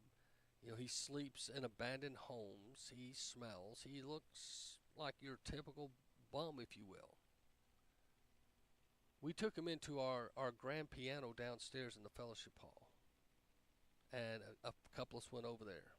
And I kid you not, when he sat down on the bench, it's like he transformed into Liberace. His posture changed. His face changed. He did his finger knuckles and did the knuckle thing. And then he went to play classical music like I've never heard. It was amazing. And he played and his head went back and forth like he looked like a concert pianist. I kid you not. Then when he was done, he stood back up and he went back to being Gomer Pyle. And my point is, I'm not trying to be mean-spirited, but it's like something. And I wonder what makes some people on the streets and homeless, they just have a tough time. I know of a family right now, their daughter they found in California finally. She had been in Tennessee. She was dubbed schizophrenic. And so they went looking for her, and finally through a very large shelter ministry in California, they happily, when they help people, they take pictures and they try to help reunite families. Luckily, they went down, and sure enough, there she was. But she had gotten so bad, her own mother, she didn't recognize her own mother, wouldn't let her hug her. And she just screamed at him. She's just completely lost her brain. And it's so sad.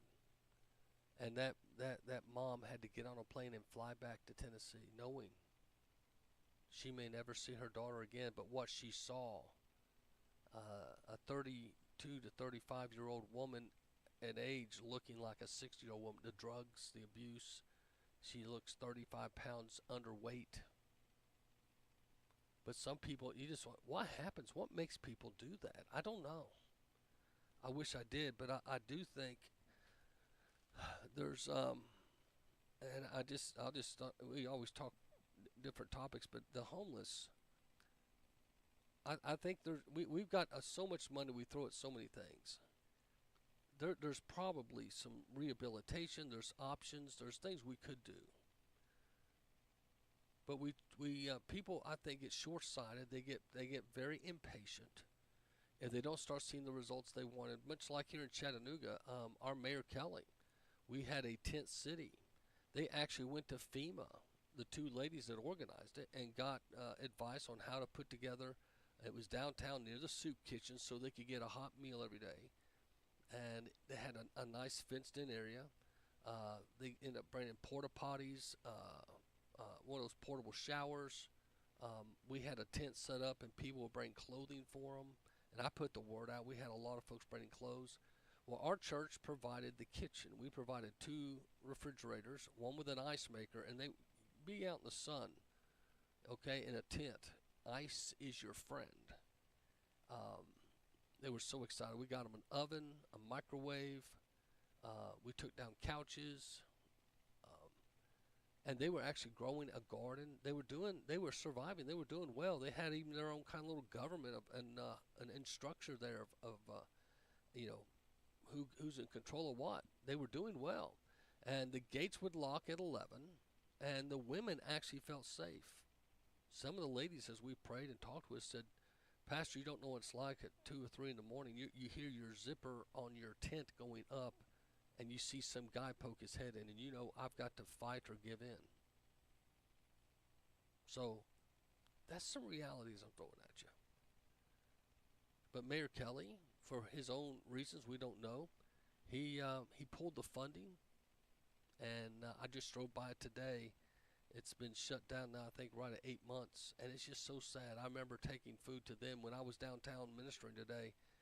It was just a block over, and the bottom line is, from what I've heard, is 2 things. One, the mayor's advocate and I had several talks. He said we contacted a lot of large churches in town, and we asked them would they consider a homeless group, if we put a small group near their church, would they help take care and minister to them?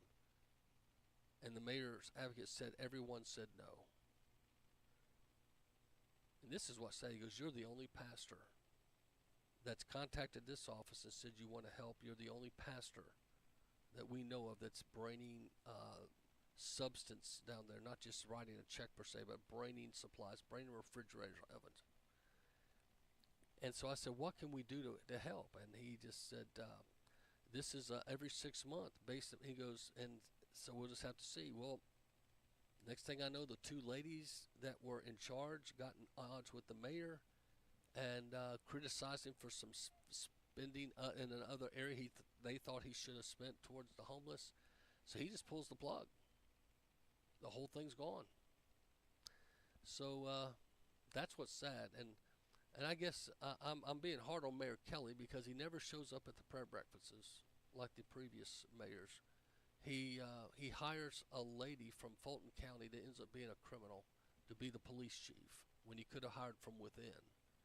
And Dana, who I went to high school, the assistant police chief, would have been if you want a female hire, she would have been a perfect one. She knew the city, she knew the people. You blew that one, Mayor. And now he's pulled the plug on the homeless city. And I just don't know what he stands for. I know he has aspirations of a higher office, But your resume here, sir, is not well. It's not well, and I think a lot of folks in Chattanooga are concerned. There is not there is just not a good feel among the people. I think he's going to have a battle at re-election, and I think there will be a push to look for some fresh face. Now, I'll tell you someone I think would be a great mayor of Chattanooga. I know I'm going to throw this at you. You got Weston Wamp, the mayor of Hamilton County. What if Sabrina Smedley became the mayor of Chattanooga? Those two could get a lot accomplished. I'm telling you. If Sabrina ran for the county and she came close to winning, I think Weston only beat about 394 votes, less than 400 votes. So she's very popular. She's well liked. She served as a District 7 commissioner, and she was chairman of the commissioners. She's into real estate. She's a realtor, so she understands. She's savvy with numbers and projects. If Sabrina Smedley, and I've not mentioned this to her privately, so I'm putting her on the spot if she's hearing this. If she ran for the city mayor and Weston the county mayor, that would be a duo. They could get a lot done together. It would be nice, because let me tell you, Sabrina would come to prayer breakfasts. Sabrina would hire quality people, and probably within, and not go down to Fulton County and get someone that's friends with Fannie Wanny Willis. I think Sabrina would be a much better hire, a much better mayor, and she would make better hire options. Not to mention, Sabrina Smedley went down with me when she was running for mayor. She didn't wear her mayor outfit. She said, I'm just coming down to learn. And I took her down, and we went among the tent people. And I kid you not, Sabrina Smedley started crying. She teared up. And this is what she said. She said, Pastor, I didn't know it was this bad. I didn't know it was this bad. And that's when I realized she had true compassion. Now, her husband, Mark, was in my youth group, Mark Smedley. And, of course, I nicknamed him the Hulk. He's a big dude. So don't mess with Sabrina. You're going to deal with the Hulk, okay? Okay, he's a big boy. But just as we're thinking ahead here in Chattanooga, those of you in the area, pray about Sabrina Smedley. I think she could knock it out of the park, take us to another level. And not to mention, she could work well with Weston, the county mayor. You need the city and the county to work well together. And plus, with her serving as chairman of the commissioners, and she's been a commissioner for multiple terms, she understands the politics already. She probably already has a good understanding of some of the future possibilities of Chattanooga.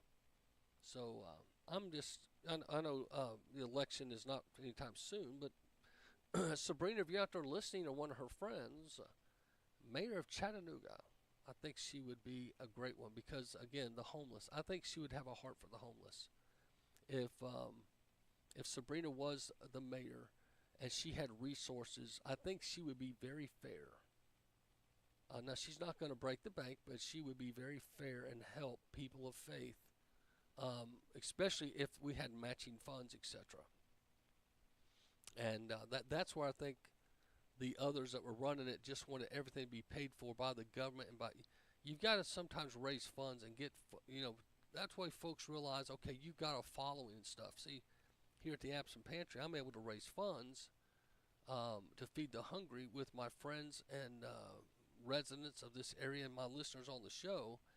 And so we're able to do that. So when we go and help people, like when I went downtown and met with the CEO of the Chattanooga Food Bank, I walked in and I'd never met her before. And I said, hey, ma'am, would you have a moment? She goes, sure. What can I help you? I said, well, my name's Macil Duncan. And she stopped me. She goes, you're the pastor of Appleton Baptist. I said, yes, I am. And she had heard about us. Because, being the CEO of the Chattanooga Food Bank, she knew that we were the third largest food distributors of 2023.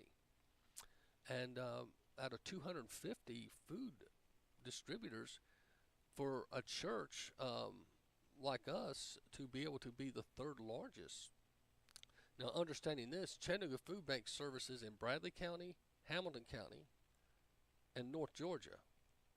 Okay? Bradley County's Cleveland, Tennessee, basically. Hamilton County. 250 food distributors in all those three counties. We're the third largest in giving of food in 2023. So I say that to say, wow, look at us. No, I'm saying, wow, look at God. I get folks all the time saying, hey, can we start a food pantry? I said, yes, you can. Even if you just want to start one, that's once monthly. I had a friend, he had a guy in his church, and he called me and said, hey, we'd like to start a pantry. I've heard about what you're doing. I said, start small, then become big. We now have multiple commercial freezers, for instance. Those things are $4,000 a piece. Okay, we got 6. And then we have 7 commercial refrigerators. Plus we have smaller refrigerators and freezers, and so because we have a heavy food load that comes through. We feed over 3,000 people a month. But when we started, we had 384 in the computer. 384 family units. Now we've got thousands. I bring that to tell you that if your church or your organization would like to feed hungry people, you could start small and steady like we did and just grow. Pray. Now, this is what our church did. We feed the hungry. That's what we're known for. And so we want to be a church because our motto here is taking Jesus as he is to people as they are. And one thing to do is if folks are hungry, you take them food. Hungry people, they appreciate it when you spend time and bring food to them. So anyway, just a thought. Got some breaks here. I'll be right back.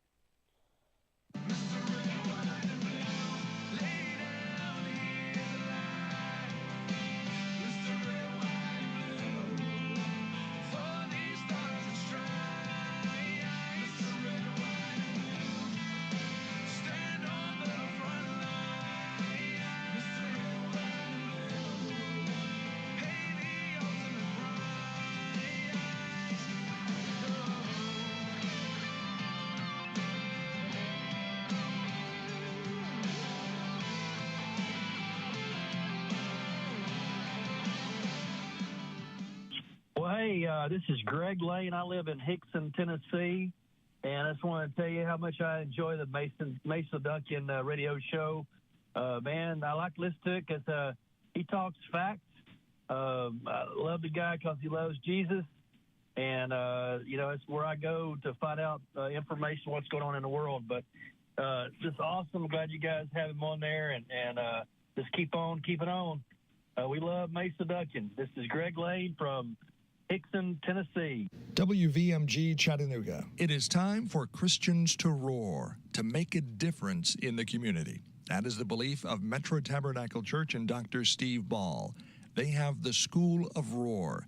The School of Roar is hosting a summer 2024 The Prophetic. Classes open to everyone and registration is free. Do you want to learn how to work more in the prophetic? Attend one of the class schedules. Registration deadline June 2nd. There will be a class Tuesday, June 18th at 6:30 p.m. and one again July 16th at 6:30 p.m.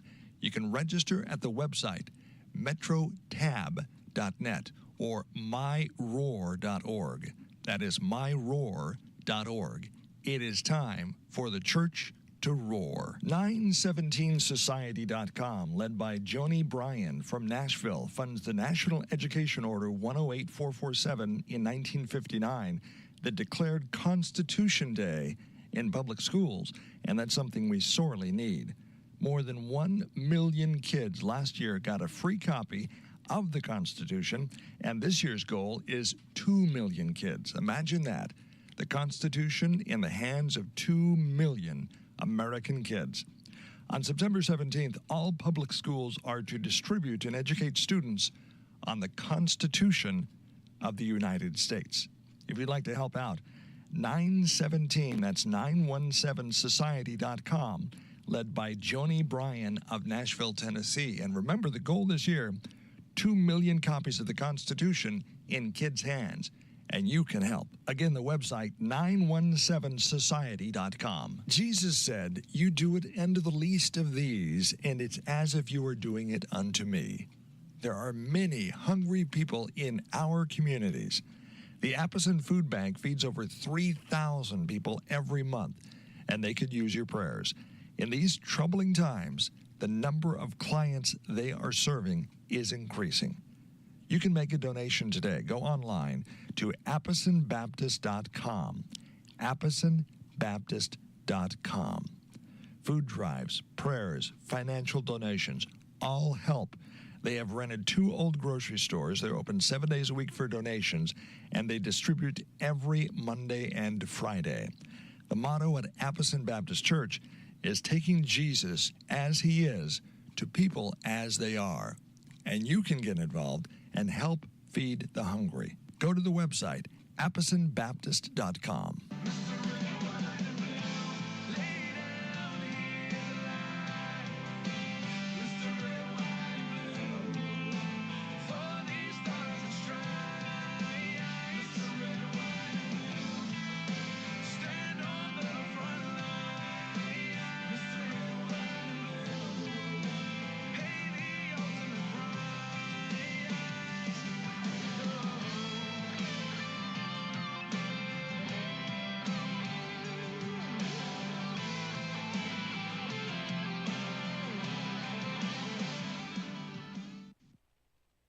An Ottawa High School graduate is excited to be starting a new chapter at an incredible school after being offered millions of dollars in scholarships. Leah Bowling has his story. Caden McMahon recently graduated from Ottawa High School, where he was an incredibly high-achieving student. He was involved in sports, clubs, and several academic programs. Just being a part of the AP Capstone program by itself is enough rigor to really get you into a lot of the bigger schools. And then on top of that, you kind of have to be involved in your community. So I did that through Beta Club, National Honor Society. I did that through Youth Trust and the YMCA and things like that. Just trying to give back and make sure I'm volunteering and being a part of my community. McMahon says he received admission and scholarship offers from about 50 schools, totaling nearly $12 million, which he says is a huge relief for his family. It's kind of surreal. It doesn't really feel real all the time. Even just getting into the schools I was getting into didn't really feel real. And so it's been a really big blessing, and I'm really glad that I was able to do it. He'll be attending Vanderbilt University this fall on a full ride. I'll be studying mechanical engineering and trying to focus on my undergrad research in aerospace. McMahon says he couldn't do it without the support he had at Ottawa High School. Caden is one of the most brilliant young minds that I think our generation has. Students typically don't pursue secondary options or options after high school like he does. He put himself out there, he applied for various scholarships, and he was seen as one of the leading scholars coming out of high school this year, and I'm just so proud that he got acknowledged for it. Watching him develop as a player as well as a young man has just been awesome to see. You know, he's the definition of hard work. Everything that he has gotten, he has deserved, and he's put in the time with studying, with working, with practice. So to hear somebody get $12 million in scholarship just blows my mind because he has definitely earned every bit of it. Miss Wood and Coach Rogers both say they're so proud of Caden and are excited to see where his bright future takes him. Well, how about that? Caden from Ottawa High School was offered over $2 million in scholarships because he's doing such a bang-up job in the sports and the academics. Way to go, my friend, and may your tribe increase. Chattanooga Area Food Bank reaches families in need during the school year. Keep this in mind if you would like to donate to a food bank near you. Good evening. Thank you for joining us. I'm Greg Glover. And I'm Cindy Sexton. When schools close their doors each weekend, some children could miss a few meals if not for nonprofits like the Chattanooga Area Food Bank. Local 3's Jemiah Beatty has more on their efforts. Jemiah? Greg, Cindy, thousands of Tennessee children face food insecurity, and that number continues to rise. The Chattanooga Area Food Bank offers programs to ensure students and their families have access to fresh foods.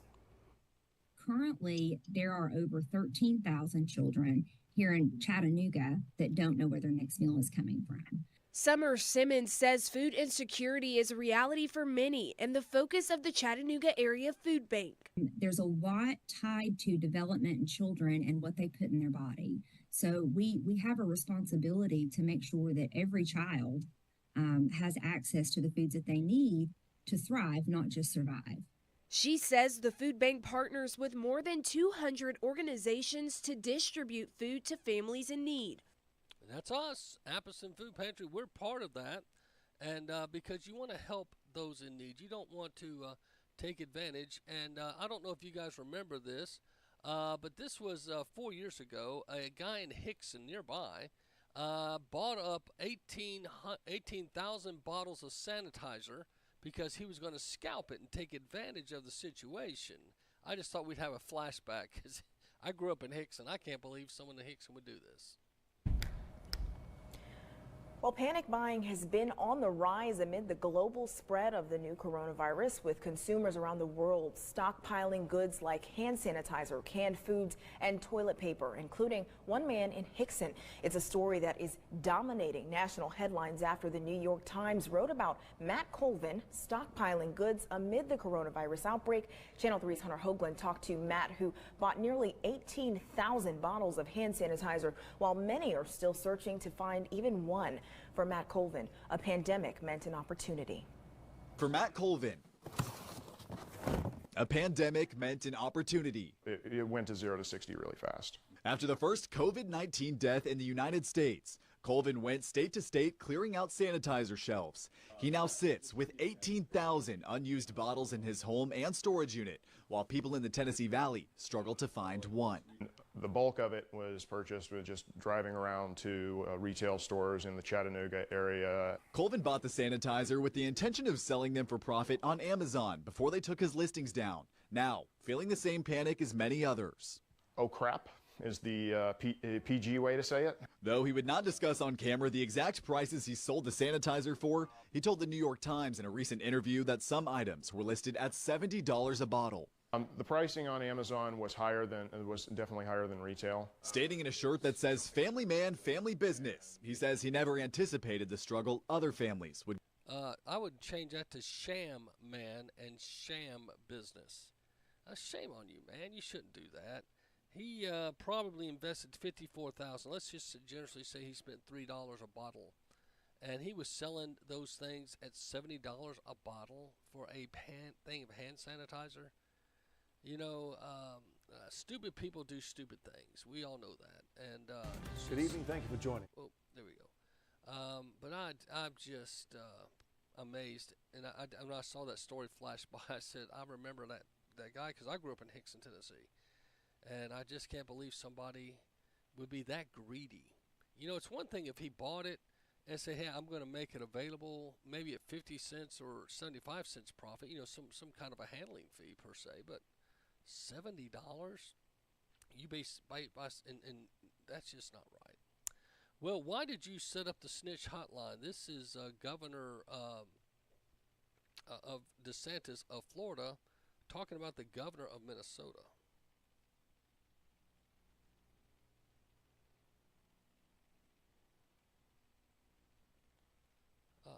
It's mute. Sorry about that. Having problems with that one because I think it's the Forbes magazine. Let's skip to the next story.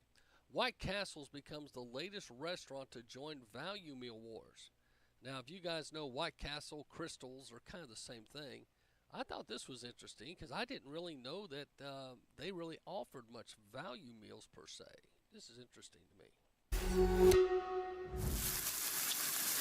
Just like hamburgers on the grill, the fast food value meal wars are heating up, with more and more chains slashing prices to attract inflation-worried customers who might be thinking of dining at other restaurants or just staying at home. The latest to join in on the price drop bandwagon is White Castle, cutting the cost of its burgers by more than 30%. For a limited time, the Ohio-based chain is selling shareable slacks of 10 cheese sliders for $7.99. That's less than 80 cents a burger. The last time you could get a White Castle burger for that price was in 2011. White Castle Vice President Jamie Richardson told the New York Post, customers are making leftovers last longer as food prices have gone up. We are known for value. We are leaning into it more now. White Castle is flipping its prices at its 335 stores to compete with competition, including its larger rivals like McDonald's, Burger King, and Taco Bell, who each have unveiled a value meal of their own. As McDonald's fought back against what it called inaccurate reporting about its pricing, the company introduced its $5 value meal, which includes a choice of a McChicken or McDouble and 4-piece chicken McNugget, small fries, and a small drink. And it's staying around through August, longer than originally planned. In an internal memo obtained by multiple outlets, McDonald's execs wrote, "When our customers are ordering the $5 meal deal, they aren't visiting the competition, and early performance shows this deal is meeting the objective of driving guests back to our restaurants." And that competition also bringing on the value. Burger King's $5 Your Way meal offers 3 different sandwich options. Taco Bell's Luxe Cravings box includes 2 different types of tacos, a burrito, and more for $7. And Starbucks' pairing menu gives customers the option of buying a drink and a breakfast item for $5 or $6. And yes, other chains like Wendy's, Popeyes, Jack in the Box, and Sonic have all launched new deals. And these companies now not only have to compete with each other, but also with restaurants from outside the fast food space. I don't know about you, but I've said this on the show before. My wife and I went to Wendy's. We got the single burger, fried drink, and a small frosty. It was $28. And I said, geez, when we sat down, I said, we could have gone to a nice restaurant if we're going to pay $28 and gotten a decent meal for, say, $30, $35, just not much more. That's just, fast food's gotten outrageous, and I'm glad they're getting the memo. Because more folks are eating at home. They're not feeling the need, hey, I don't have to gouge, and eat out all the time. I think that's something that's happened to a lot of people in the world. They're thinking, hey, I don't think I want to take my health into these kind of challenges, if you may. So it's going to be interesting. We got the break coming up here, and I'll be back after the break. This is the Macil Duncan Show.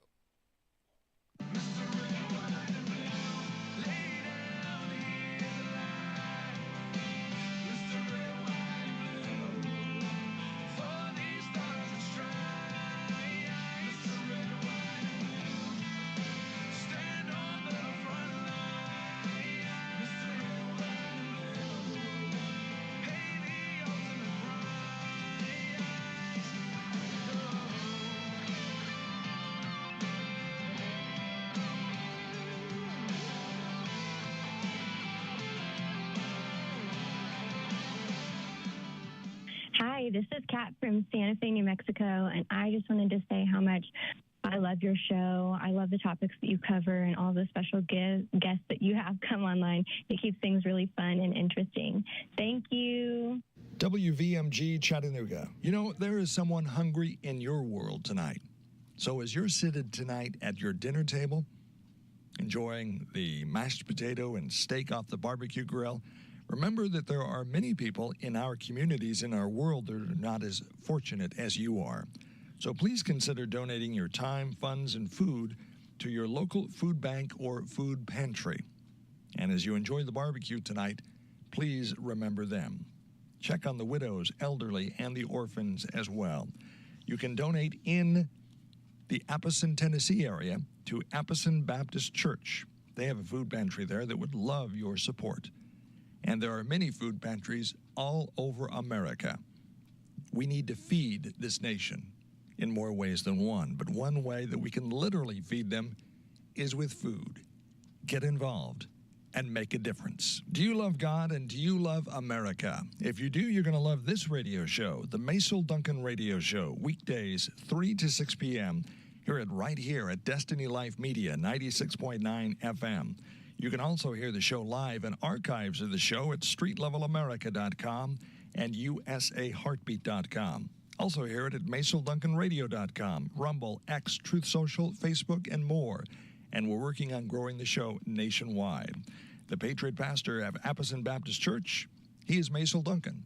On the Macil Duncan Radio Show, we are growing better together all the time. Those are the words of Dr. Steve Ball of Metro Tabernacle Church in Chattanooga, Tennessee.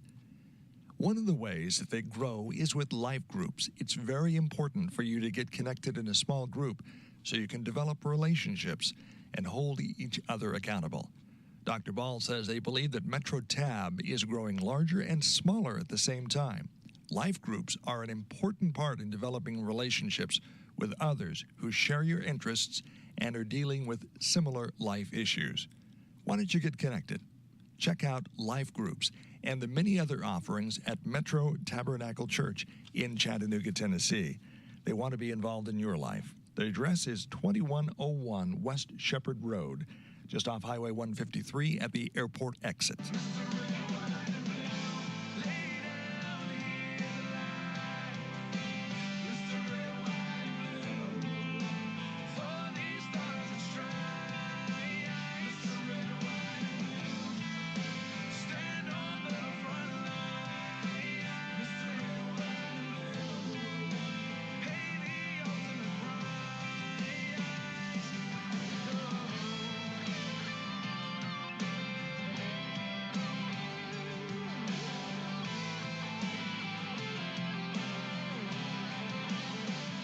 Ladies and gentlemen, let's have a Des Moines Public Schools welcome for the amazing number 22, Caitlin Clark! Students and families of Des Moines Public Schools and Diocese of Des Moines got a big surprise today when Caitlin Clark showed up at North High School. Clark making an appearance as part of the Caitlin Clark Foundation Back to School Backpacks Initiative. Over 350 DMPS students received a sweet Nike backpack filled with school supplies and a water bottle. Caitlin's foundation is designed around improving the lives of youth through education, nutrition, and sport. And Clark loves seeing all the smiles. Honestly, it makes me smile in return. Like for me, I'm just myself.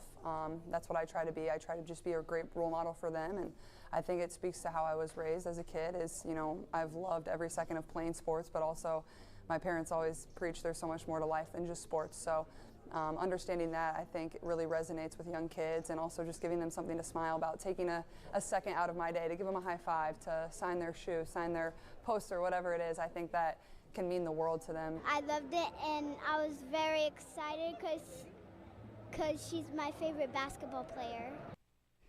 So many smiles like that little Karina had. So Caitlin Clark with back to school packs. You know, that's something that we all need to work on, is back to school, and we all need to get back to school supplies. And if you're like us here at Appleton Baptist, we're now collecting for our Operation Christmas Child boxes.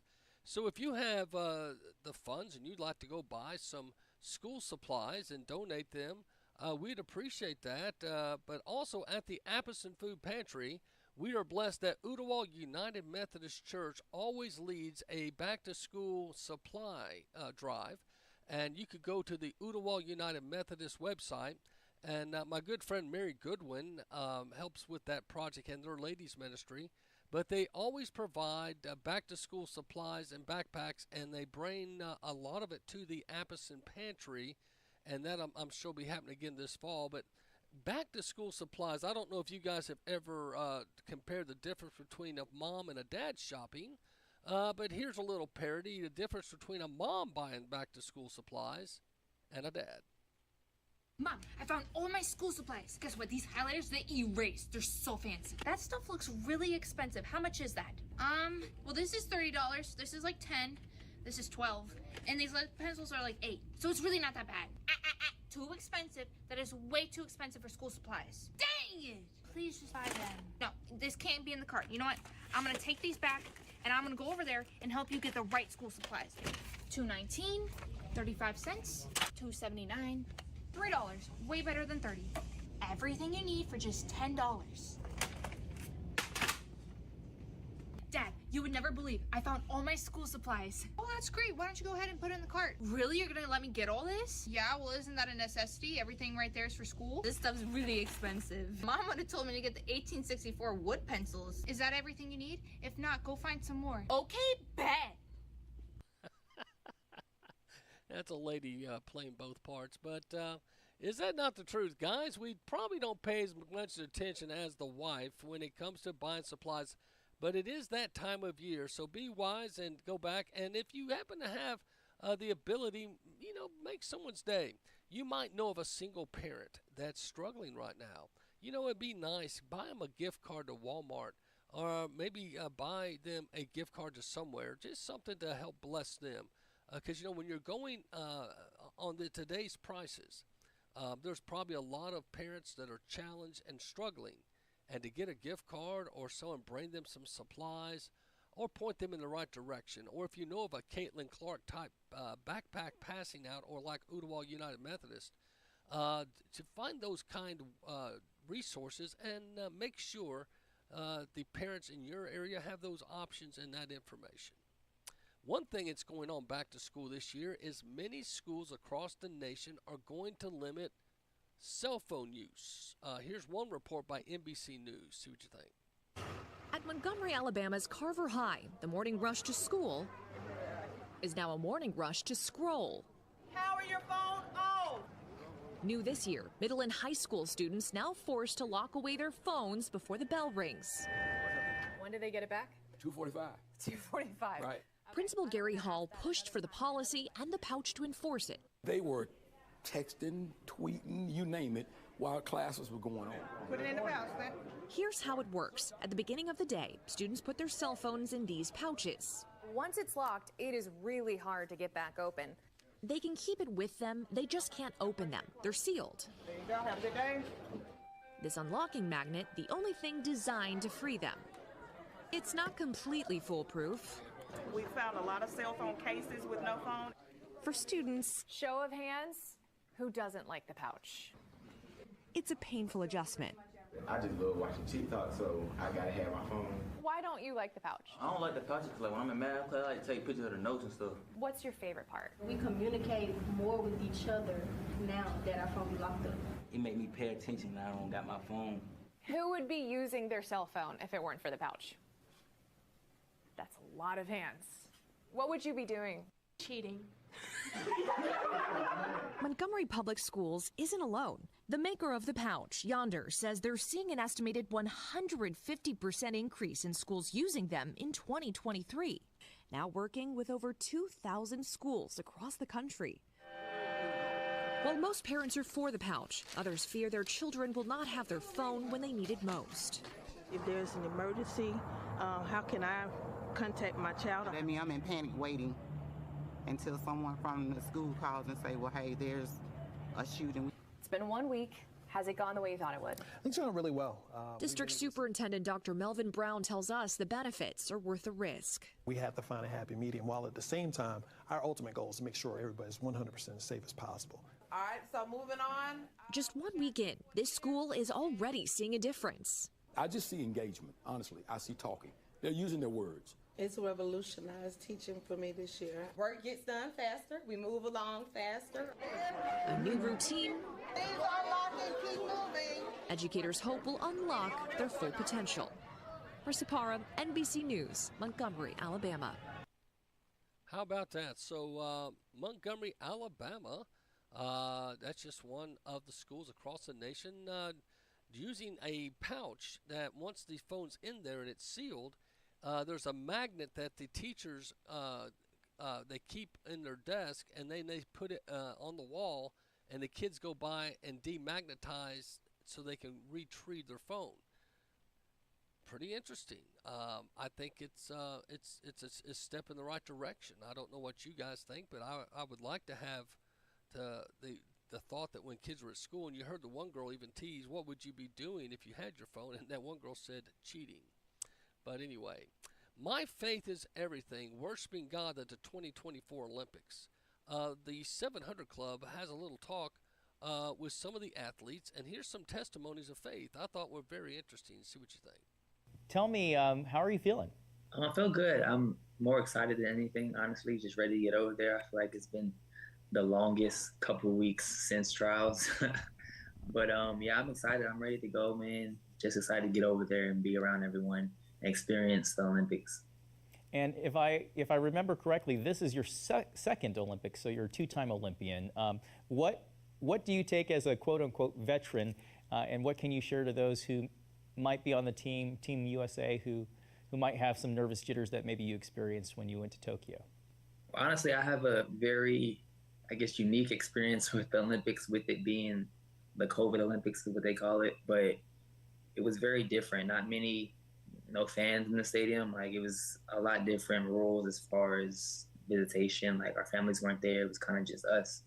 So coming into this one, I feel like it may be a little bit of a total different experience for me, to be honest. But as far as it being like the biggest stage for us as track and field athletes, it's just, I don't want to say it's just another race, but you have to almost think of it that way. Like, just go out there. It's the same 10 hurdles for me specifically. It's the same type of lanes, same type of track. So just go out there and give it your all and execute the way that you know you can.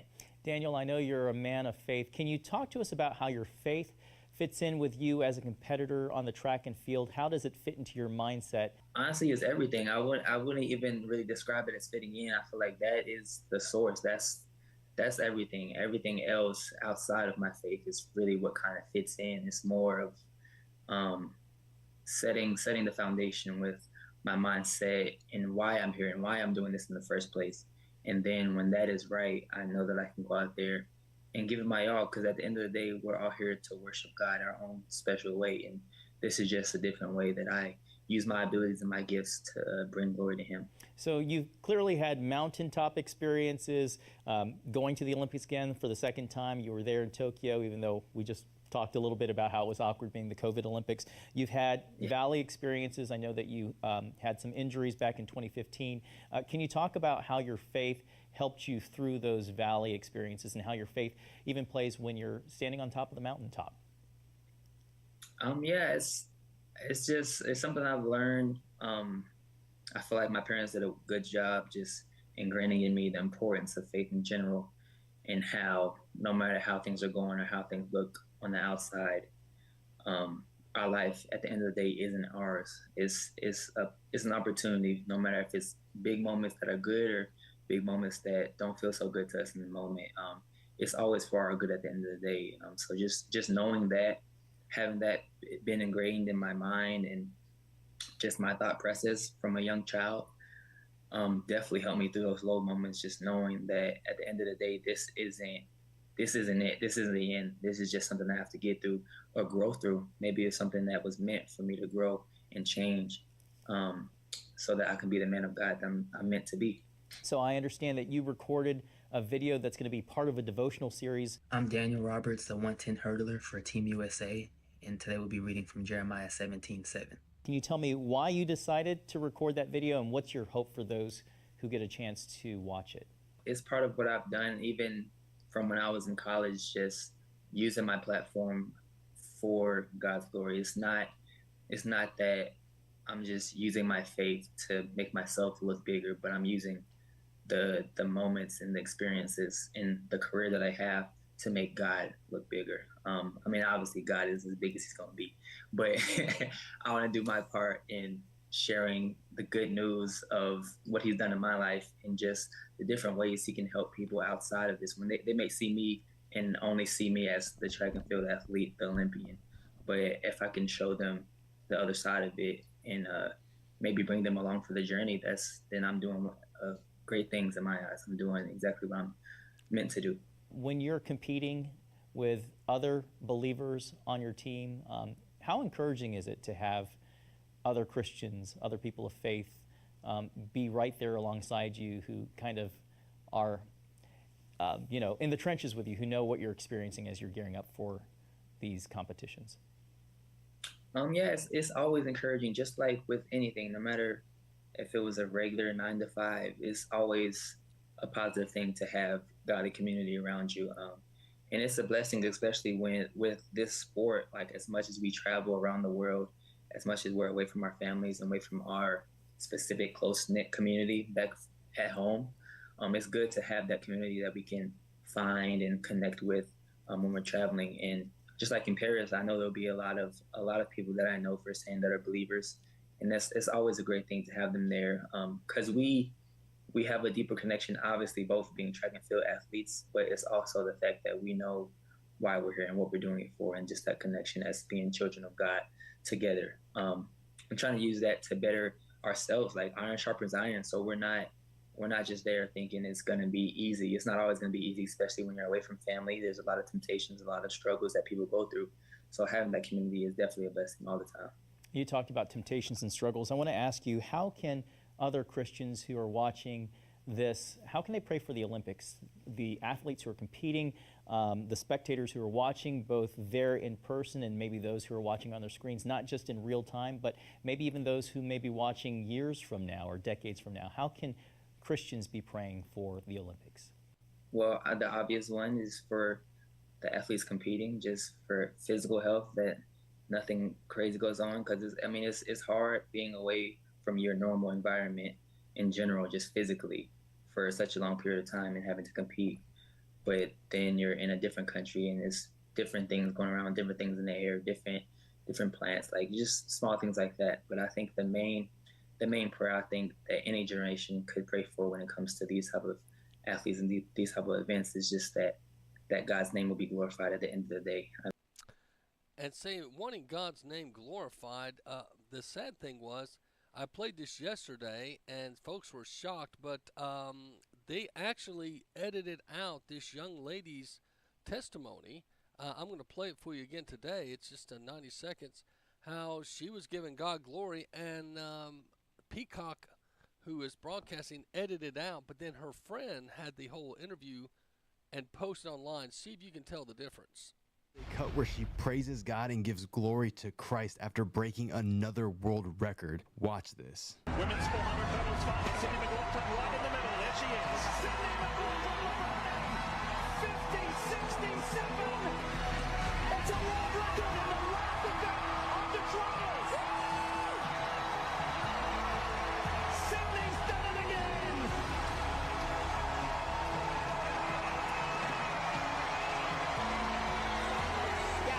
Amazed, baffled, and shocked. I'm just amazed, baffled, and shocked. That's all they played. But here's what she actually said. Praise God. Was not expecting that, but he's Did you hear that? She said, praise God. Amazed, baffled, and shocked. All they played was baffled and shocked. They edited her out, but then her friend posted the whole interview. Praise God. Was not expecting that, but he can do anything. Anything is possible in Christ. So, yeah, I'm just amazed, baffled, and in shock. Did you catch that? She talked about God, Jesus, he can do anything, and then she said baffled and shocked. So they're editing out Christianity. Now they can mock it in the opening ceremonies. But if you've watched any of the Olympics, there's so many. I played one yesterday, but here is Sydney McLaughlin just, again, breaking a world record. Check it out. Set. Final of the women's 400 hurdles is away. It's been 7. They throw a commercial in. Are you serious? I'm trying to give Olympics a little love here. Hang on just a sec.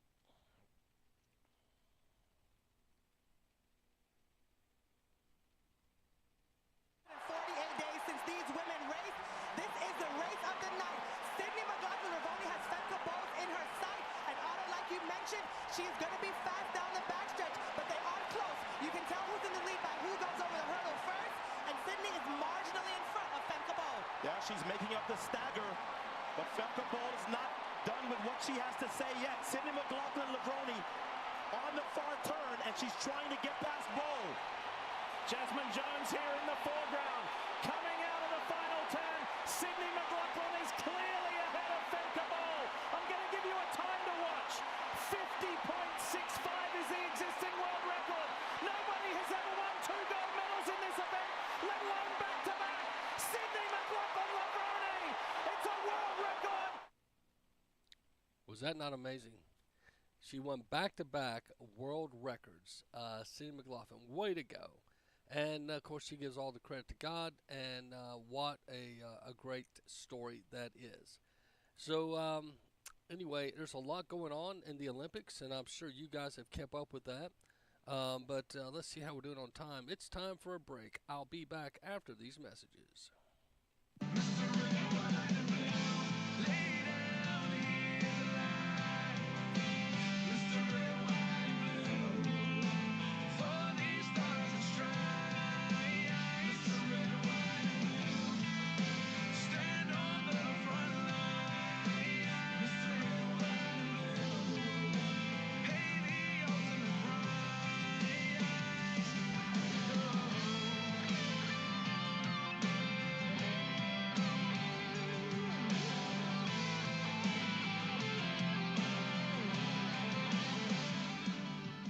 Hi, I just wanted to share that I love the radio show that Macil does. He just tells it like it is, which is so refreshing for a media outlet. He has an easygoing and uplifting personality, and he just makes you feel like you're a friend sitting in their living room talking. He does not fall for the gaslighting of today, and he shares the truth of the matter. I love his sense of humor, and his sound effects are great, like when he whistles, cracks me up. He has so much wisdom, and his variety of guests is just awesome. I learn a lot from his show. He does his research, obviously. So I just really wanted to say thank you, Chattanooga Radio. I just love this show. Thanks so much. Bye-bye. WVMG Chattanooga. It is time for the Church of Jesus Christ to roar. That is one of the core principles of Metro Tabernacle Church in Chattanooga, Tennessee. Their mission is to restore the roar in the body of Christ by establishing a foundation of faith in the Word of God through the power and demonstration of His Holy Spirit. They will reclaim the original intent of God for the church through training, equipping, releasing believers, and raising up leaders who will carry the roar of the Lion of the tribe of Judah to build strong local churches. And we all need that. You can find out more information by going to their website, myroar.org. Metro Tabernacle Church is located at 2101 West Shepherd Road, the airport exit off of Highway 153 in Chattanooga. Let's roar. It is time for Christians to roar, to make a difference in the community. That is the belief of Metro Tabernacle Church and Dr. Steve Ball. They have the School of Roar. The School of Roar is hosting a summer 2024 The Prophetic. Classes open to everyone, and registration is free. Do you want to learn how to work more in the prophetic? Attend one of the class schedules. Registration deadline June 2nd. There will be a class Tuesday, June 18th at 6:30 p.m. and one again July 16th at 6:30 p.m. You can register at the website metrotab.net or myroar.org. That is myroar.org. It is time for the church to roar. 917society.com, led by Joni Bryan from Nashville, funds the National Education Order 108447 in 1959 that declared Constitution Day in public schools, and that's something we sorely need. More than 1 million kids last year got a free copy of the Constitution, and this year's goal is 2 million kids. Imagine that. The Constitution in the hands of 2 million American kids. On September 17th, all public schools are to distribute and educate students on the Constitution of the United States. If you'd like to help out, 917, that's 917society.com, led by Joni Bryan of Nashville, Tennessee. And remember, the goal this year, 2 million copies of the Constitution in kids' hands. And you can help. Again, the website, 917society.com.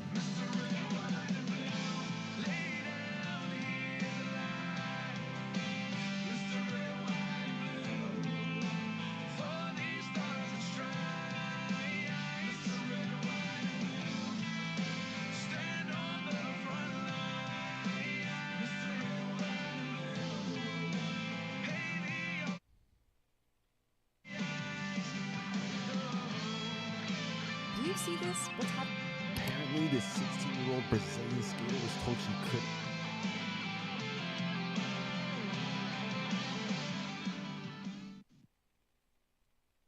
Apparently, this 16-year-old Brazilian skater was told she couldn't say Jesus, so she did this instead. Let me know your thoughts and share this video so the truth can reach more. So what she did, you can't see it, she did sign language saying Jesus loves you. They were constantly trying to edit out, as I told you, this other this other lady that won was told they edited out her comments, and again, this is her one last time. We shouldn't even be surprised at this point, though, but let me know your thoughts and share this video so the truth can reach more. Of course, they cut where she praises God and gives glory to Christ after breaking another world record. Watch this. Women's 400 hurdles final. Sydney McLaughlin right in the middle. There she is. Sydney McLaughlin 50-67. It's a world record in the last event of the trials. Sydney's done it again.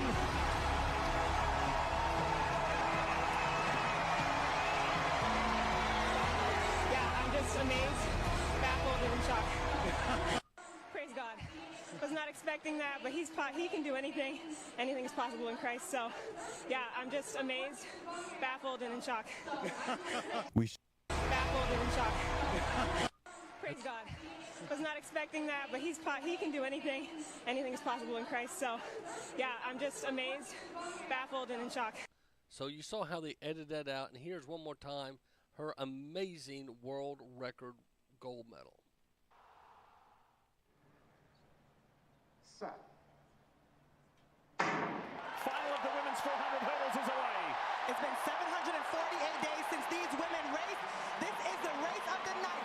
Sydney McLaughlin-Ravoni has Fenka Bowles in her sight. And Otto, like you mentioned, she is going to be fast down the backstretch, but they are close. You can tell who's in the lead by who goes over the hurdle first. And Sydney is marginally in front of Fenka Bowles. Yeah, she's making up the stagger, but Fenka Bowles is not done with what she has to say yet. Sydney McLaughlin-Ravoni on the far turn, and she's trying to get past Bowl. Jasmine Jones here in the foreground. Coming out of the final turn, Sydney McLaughlin is clearly ahead of Fenka Bowles. I'm going to give you a time to watch. 50.65 is the existing world record. Nobody has ever won 2 gold medals in this event, let alone back-to-back.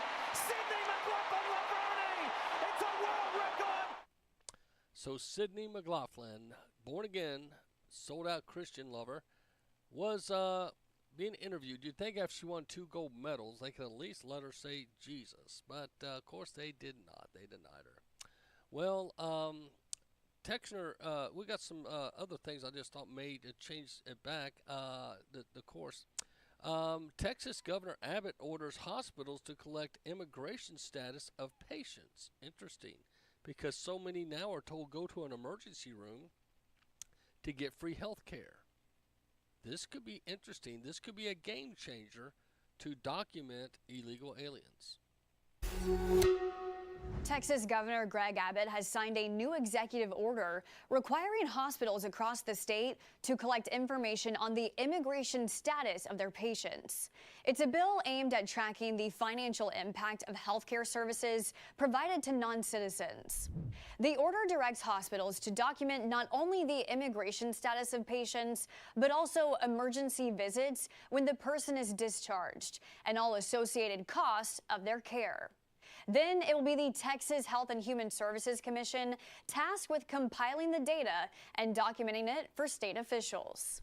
Abbott says the surge of migrants at the southern border has placed an increased strain on the state's healthcare system, and he says migrants' unpaid medical bills are creating a financial burden for Texans. He's even calling for the federal government to reimburse the state for these costs. Announcing the executive order on X, Abbott said Texans should not have to foot the bill for illegal immigrants' health care. We'll fight to ensure the Biden-Harris administration pays back Texas for their costly open border policies. The measure is already receiving pushback from Democrats in the state. Texas Representative Sylvia Garcia said Governor Abbott is yet again social engineering and targeting immigrants. Just unacceptable. In his executive order, Abbott says, as required by federal law, migrants who give the information will not be turned away. Patients will still receive medical care. It's set to start November 1st, although any legal challenges, which are expected, could postpone it. Hey, thanks for watching our news update. For more stories. Hello, this is the IIAP, the Illegal Immigration Assistance Program, a taxpayer-funded division of OTNUT. For Spanish, press 1, Portuguese 2, Arabic 3, Farsi 4, French 5, Swahili 6, German 7, Italian 8, and if you insist on English, please stand by. If you're thinking about illegal immigration, be careful when you're choosing the nation, because breaking the law in some countries is frowned upon. Imagine that. Sneak into China, they'll call you a spy and ship you to Mongolia till you die. And in the Sudan, they'll hang you and the camel you rode in on. Yeah, and don't go hiking and enter Iran, or you might never be heard from again. And in Mexico, you might face a firing squad. Yeah, and forget all about going to North Korea. That's a great example of a bad idea. So when it comes down to it, there's only one option you got. Yeah, come to the USA. There's no penalty to pay should you get caught illegally immigrating. Come to the USA. It will be your lucky day, 'cause when you get in, there's lots of goodies waiting. Like health care, welfare, free education, help with your voter registration and driver's license and credit cards and license plates for your car. Lots of jobs for you to do and employers who'll turn a blind eye to. Come to the USA.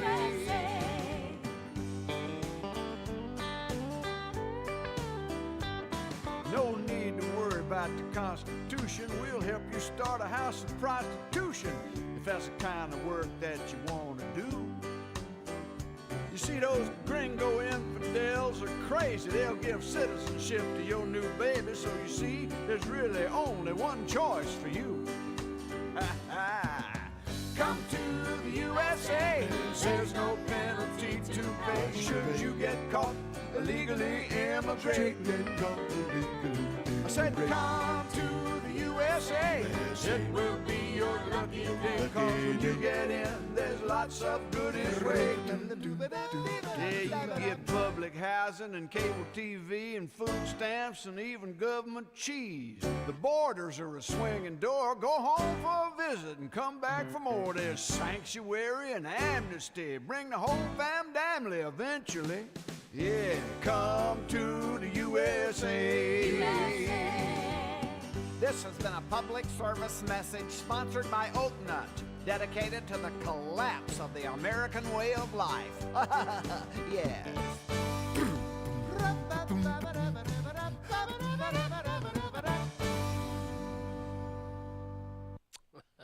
That's Ray Stevens, Come to the USA.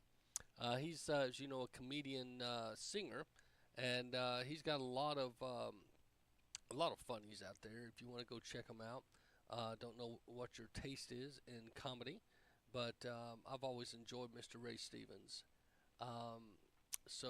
But the interesting thing is, the policies at the border have been a concern, and again, the Biden administration has been abysmal failure. The Department of Homeland Security paused President Biden's migrant flight program after a report revealed sponsors were being improperly vetted.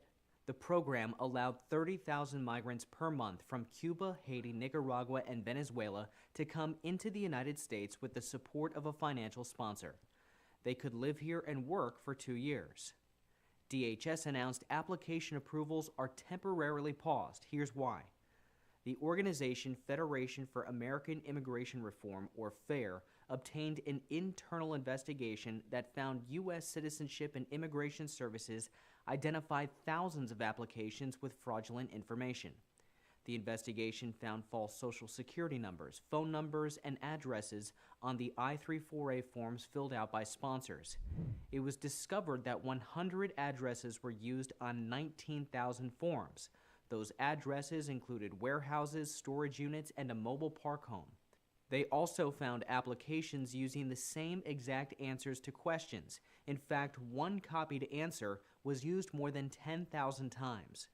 FAIR's president Dan Stein said in a statement, "Not only has the administration made a mockery of the law, DHS's internal investigation proves that USCIS ignored blatant fraud and confirmed applications despite fictitious information." DHS said there were no problems with vetting migrants, just sponsors. DHS told the AP in a statement that the beneficiaries are thoroughly screened and vetted prior to their arrival to the United States. The department also said it would restart application processing as quickly as possible with appropriate safeguards. Since the program was fully introduced in January 2023, approximately 494,000 people have been let into the country. For more immigration reporting, download the Straight Arrow News app. Well, my friend, I believe and this is my opinion, that the border is going to be a huge factor in the upcoming election. Some folks are seeing it as something that's going to be a game changer. Others think it could be something even more demonstrative, in that the FBI has given us a warning that there are active cell groups. He's done 6 warnings now to Congress that there are active cell groups that have crossed the southern border. They're in America, and the FBI has warned there could be on the horizon conflict on American soil. Well, then you had the attempted assassination of Donald Trump. Now, some people say, well, he wasn't the president at the time, and the kid shooting him wasn't an illegal. No, but the point is this kid getting that access, the Secret Service, the CIA, the FBI, all the alphabet letter agencies have pretty much come under fire.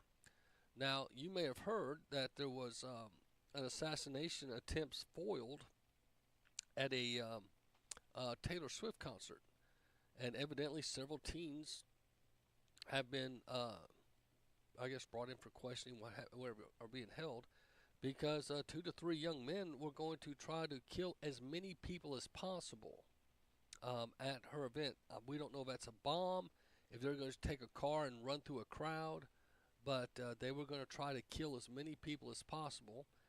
It was foiled by some of our 3-letter agencies. So sometimes they'll turn around and do something great, and sometimes they disappoint so badly you just can't understand why in the world are they still on the planet. But it just happens. Now, what brought a lot of sunshine to a lot of folks was this young lady that works at Chick-fil-A. She met Donald Trump, and she spoke at his rally in Georgia, and I've just thought I'd play a little bit of it again today. On the Patriots Prayer Network, so put some respect on my name.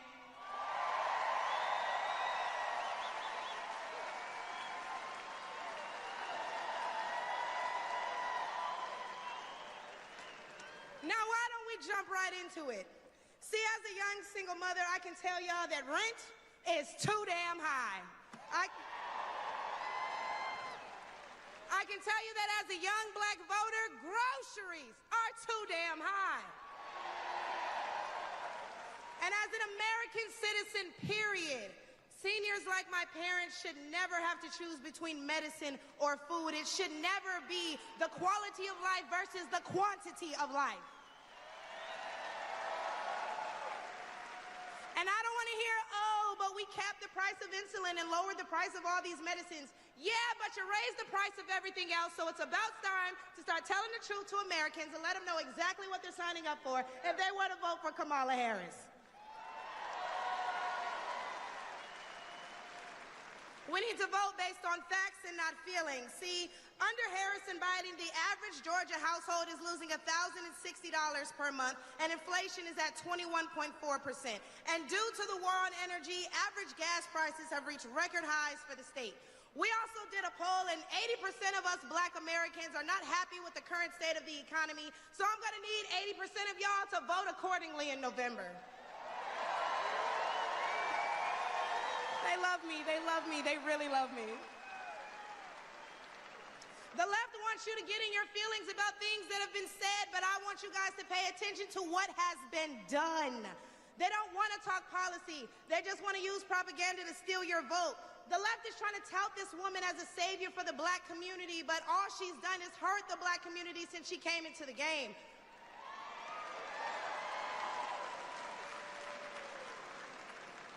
See, the first step in destroying the black community is to dismantle the black family. So aside from her record as a prosecutor, why don't we ask Mrs. Willie Brown if Kamala Harris cares about black families?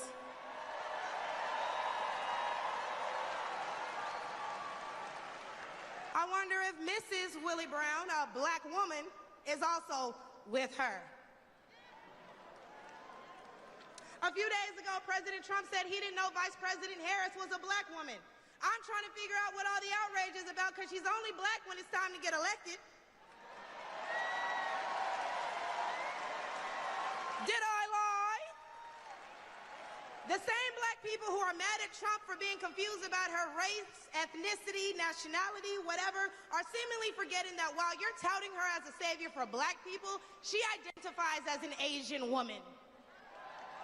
She chose her side and it wasn't ours. When asked if she would ever do anything specifically for black people, she said no.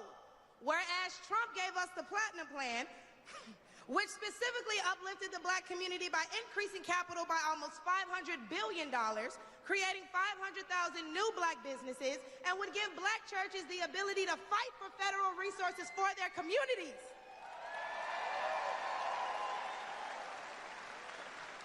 And why are we acting like strong borders aren't a thing literally everywhere else in the world? Since when has being patriotic been a crime?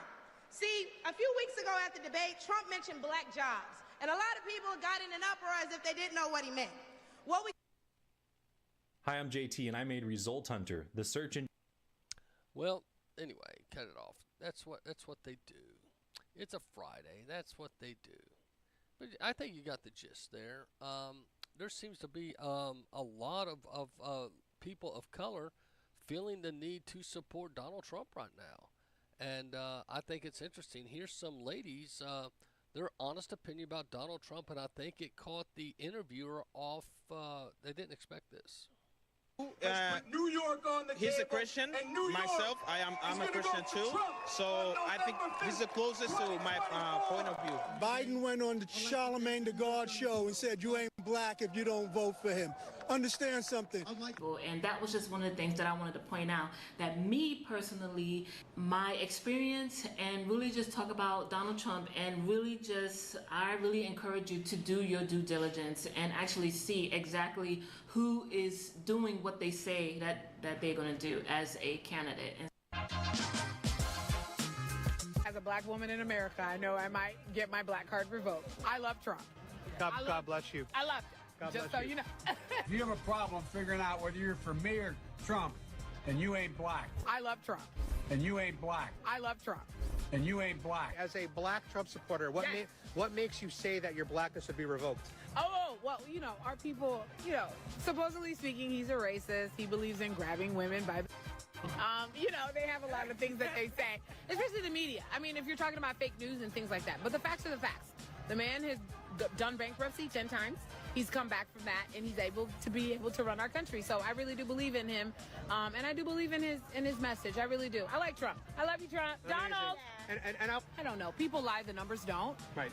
Trump has the numbers. I love to hear that. He did pretty good during his presidency. So you don't mind my hat? No, I don't mind at all.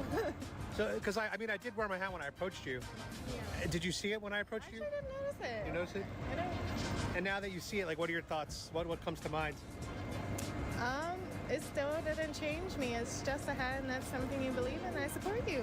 Thank you so much. Would you vote for him if he comes back in 2024 against Biden? Yes, I will. Yeah. So you are obviously a person of color like we are. Yeah. And we're supposed to not be Trump supporters. So what is it about Trump You know what? I'm going to tell you something right now. I was talking to my husband about it earlier. And when I really started educating myself and informing myself on Donald Trump, one thing that I'm passionate about is human trafficking, that especially of children. And when I really started digging into it, I saw that Trump also is a huge supporter. He donated recently $35 million to support human trafficked survivors. Trump gives $35 million in aid to human trafficking. He also signed legislation very recently to help people that are being trafficked. Executive orders combating human trafficking. And that really struck a chord with my heart. And so when I started really looking into him, I'm about action, I'm not about words, okay? Yes, ma'am. I like the fact that he says what's on his mind. I like the fact that he doesn't say what he thinks people want to hear from him. And to me, I know everything that he's done for the black community, and I stand behind him. Beautiful. 100%. I'm not only a Trump supporter, I am a Trump lover, and for the longest time, I've been afraid to come out and say that. Well, here we go. Because I didn't want to lose my blackness or my black friends or whatever. But Remember what Joe Biden said, if you vote for Trump, you ain't black. So if you have a problem figuring out whether you're for me or Trump, then you ain't black. That's what he said. That's what he said. What an idiot. Unfortunately. Do you hear what she said? What an idiot. Well, he was asked here recently if he thinks that there will be a peaceful transfer of power. Biden, that is, was asked. And Biden said he's not confident if Donald Trump wins that we won't have problems. President Biden sat down for a one-on-one interview with CBS News. While the full interview will air on Sunday, there's a preview clip that is getting a lot of attention this morning. Are you confident that there will be a peaceful transfer of power in January 2025? If Trump wins, no, I'm not confident at all. I mean, if Trump loses, I'm not confident at all. He means what he says. We don't take him seriously. He means it. All the stuff about if we lose, there'll be a bloodbath. You can't love your country only when you win.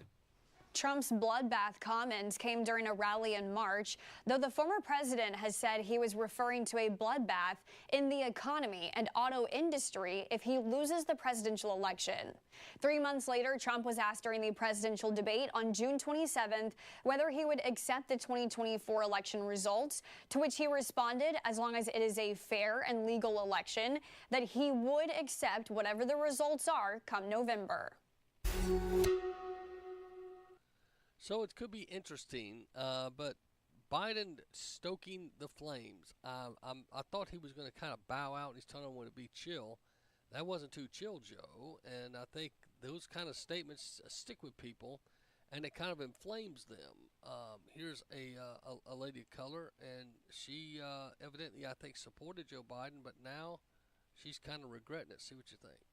Was doing what he was supposed to be doing at the time that he was in office, and if it was for him, we probably would be getting more than just 20,000. He lives up to what he said. Biden, on the other hand, he's slacking a bit. So in other words, Trump promises made, promises kept. Biden promises made, promises broken. Unfortunately. Trump or Biden? You know what, though? The one thing I can say about him, he really is good on military, because I'm military. Trump is, yeah. Trump really is. He's like pro-military, so I do fuck with that. But he's crazy. And he's anti-war, too. Yeah. He's pro-peace. You got us into how many wars now? Now we finna go into war. I'm gonna be honest. You do? He did a lot for us, like the stimulus check. So you were just putting up a front before. Yeah, you were doing what you were supposed to do. So anyway, these ladies are saying they're voting for Trump. If you listed the whole thing, some voted for Biden the first time, but they're voting for Trump now. Some have said they've been a closet Trump supporter, and they're just now coming out saying, "Hey, I'm not afraid of losing friends and family anymore," and rightfully so. So it's going to be interesting. Now, if you go to their websites, Donald Trump has his domestic and foreign policies, his agendas and stuff listed. When you go to Kamala Harris, all she says is send me money. She doesn't have any domestic or foreign policy proposals or ideas listed. So it's got a lot of folks saying, what is she waiting on? Now, the sad thing is there is some stuff that my Georgia Bulldog reporter sent me. There's talk that there's a possibility that Donald Trump could be put in prison in September. And evidently there is talks between Rikers Prison and Donald Trump's people. And there's a talk of it. I don't know. But that's sad. But here's a song one of my listeners sent me. It's about Kamala Harris. I'll see what you think. And it's rather funny. Let me back it up.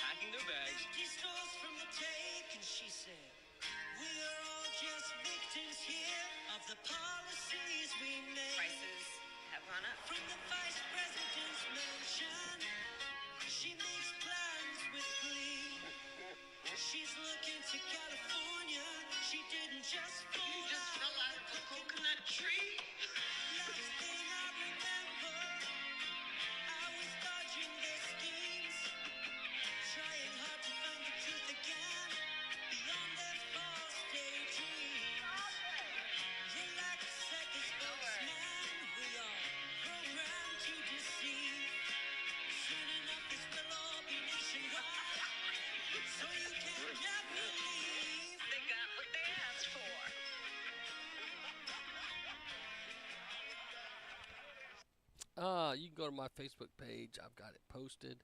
I've shared it with over 500 friends, and I love making fun of Kamala. I do. I don't mind admitting it. It is a passion. It's a fun thing, especially with the cackle and the laugh. But anyway, well, getting close to the end of the show, and Friday we'll be back on Monday, of course. We appreciate all you guys that stick around, and as you guys know, we try to provide you with the fair and balanced news, opinions, and currents of the day with a biblical worldview. If you don't have a church, I hope you'll find a church home in the area. And if you're in Chattanooga, come visit us at Appleton Baptist Church. This particular Sunday, we're having our Awana Carnival after church in the gymnasium. So if you were to visit, we're providing lunch right after the service. And Lindsay Brinkley, our director, has got lots of games lined up. So if you'd like to come at 10:30, we worship. Go to our website, www.appisonbaptist.com. That's appisonbaptist.com. And find the times. And we'd love to see you at 10:30. If you got any kiddos or grandkids, bring them. We'll have a lot of fun. Lots of fun games are going to be happening and blow-ups. And it's just fun to have kids having fun with their parents, too. That's just always a lot of joy, at least for me it is. Because you want to see parents, having fun. There's a lot out there that's a little scary. Speaking of which, the Taylor Swift story, this is one of the news outlets talking about a teen has been arrested that was trying to take out Taylor the Swifter. A third teenager has been arrested in connection with a foiled terror attack plot on a Taylor Swift concert. Swift shows in Vienna, Austria were canceled after authorities learned of an ISIS-inspired plot planned for one of them. Authorities have now arrested an 18-year-old Iraqi national in connection with the plot. The two primary suspects are a 19-year-old and a 17-year-old. Austrian police say the Iraqi teen is, quote, not currently against me. You have knocked me off my feet again, got me feeling like a nothing. You, with your voice like nails on a chalkboard, calling me out when I'm wounded. You, picking on the weaker man. Well, you can take me down with just one single blow. But you don't know what you don't know. Someday I'll be living in a big old city, and all you're ever gonna be is mean. Someday I'll be big enough so you can't hit me, and all you're ever gonna be is mean. Why you gotta be so mean?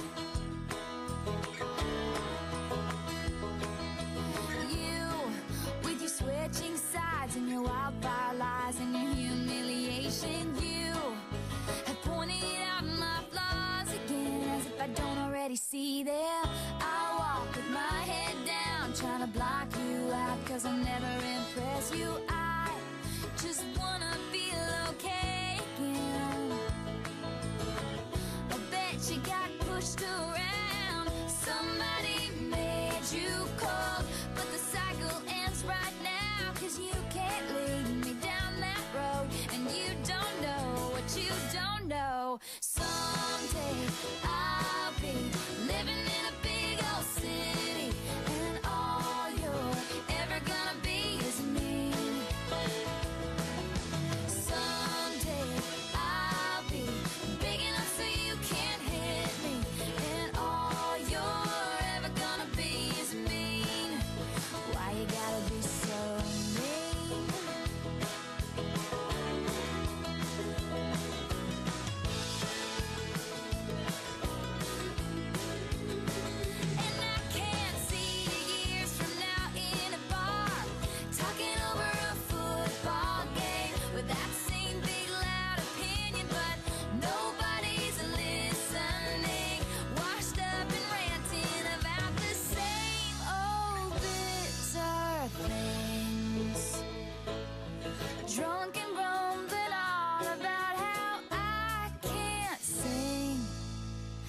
you are is mean.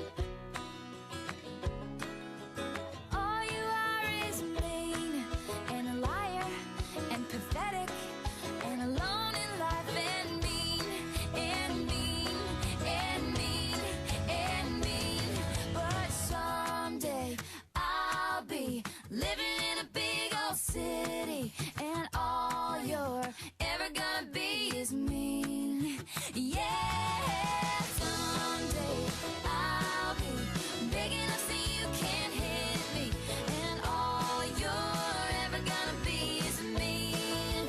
Why you gotta be so? Someday I'll be living in a big old city. Why you gotta be so? All you're ever gonna be is mean. Why you gotta be so? Someday I'll be big enough so you can't hit me and all you're ever gonna be is mean. Why you gotta be so mean?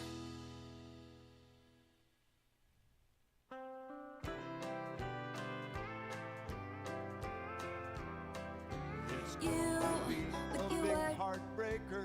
Grandma needs a new pacemaker. And the doctor says, I realize she's ill. But there's talk of legislation on all our medication. And maybe all we can do is put her on a pain pill. Oh, me. Hey, Congress, you vote Obamacare. We'll vote you out of there. We the people have awakened to your tricks. You vote to let this pass. You'll be out on your... 'Cause we the people have awakened. And to put it in words you might understand, if you had the common sense that God gave a billy goat, you'd no doubt notice that your constituents, the electorate, that's us voters, are onto your pork barrel special interest tax and spend scam. Or to put it more succinctly,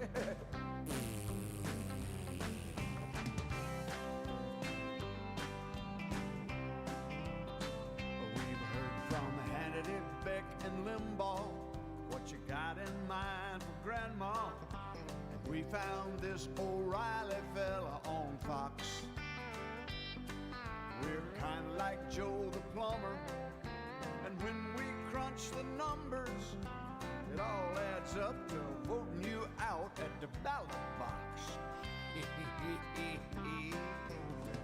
You vote Obamacare, we're gonna vote you out of there. We the people have awakened to your tricks. You vote to let this pass, you're gonna be out on your... 'Cause we the people have awakened. And to put it mildly, we're harboring feelings of extreme alienation due to copious amounts of horse manure. My friends, thanks for joining me. I'll be back Monday. This is the Macil Duncan Show. Have a good weekend, America. God bless. Godspeed.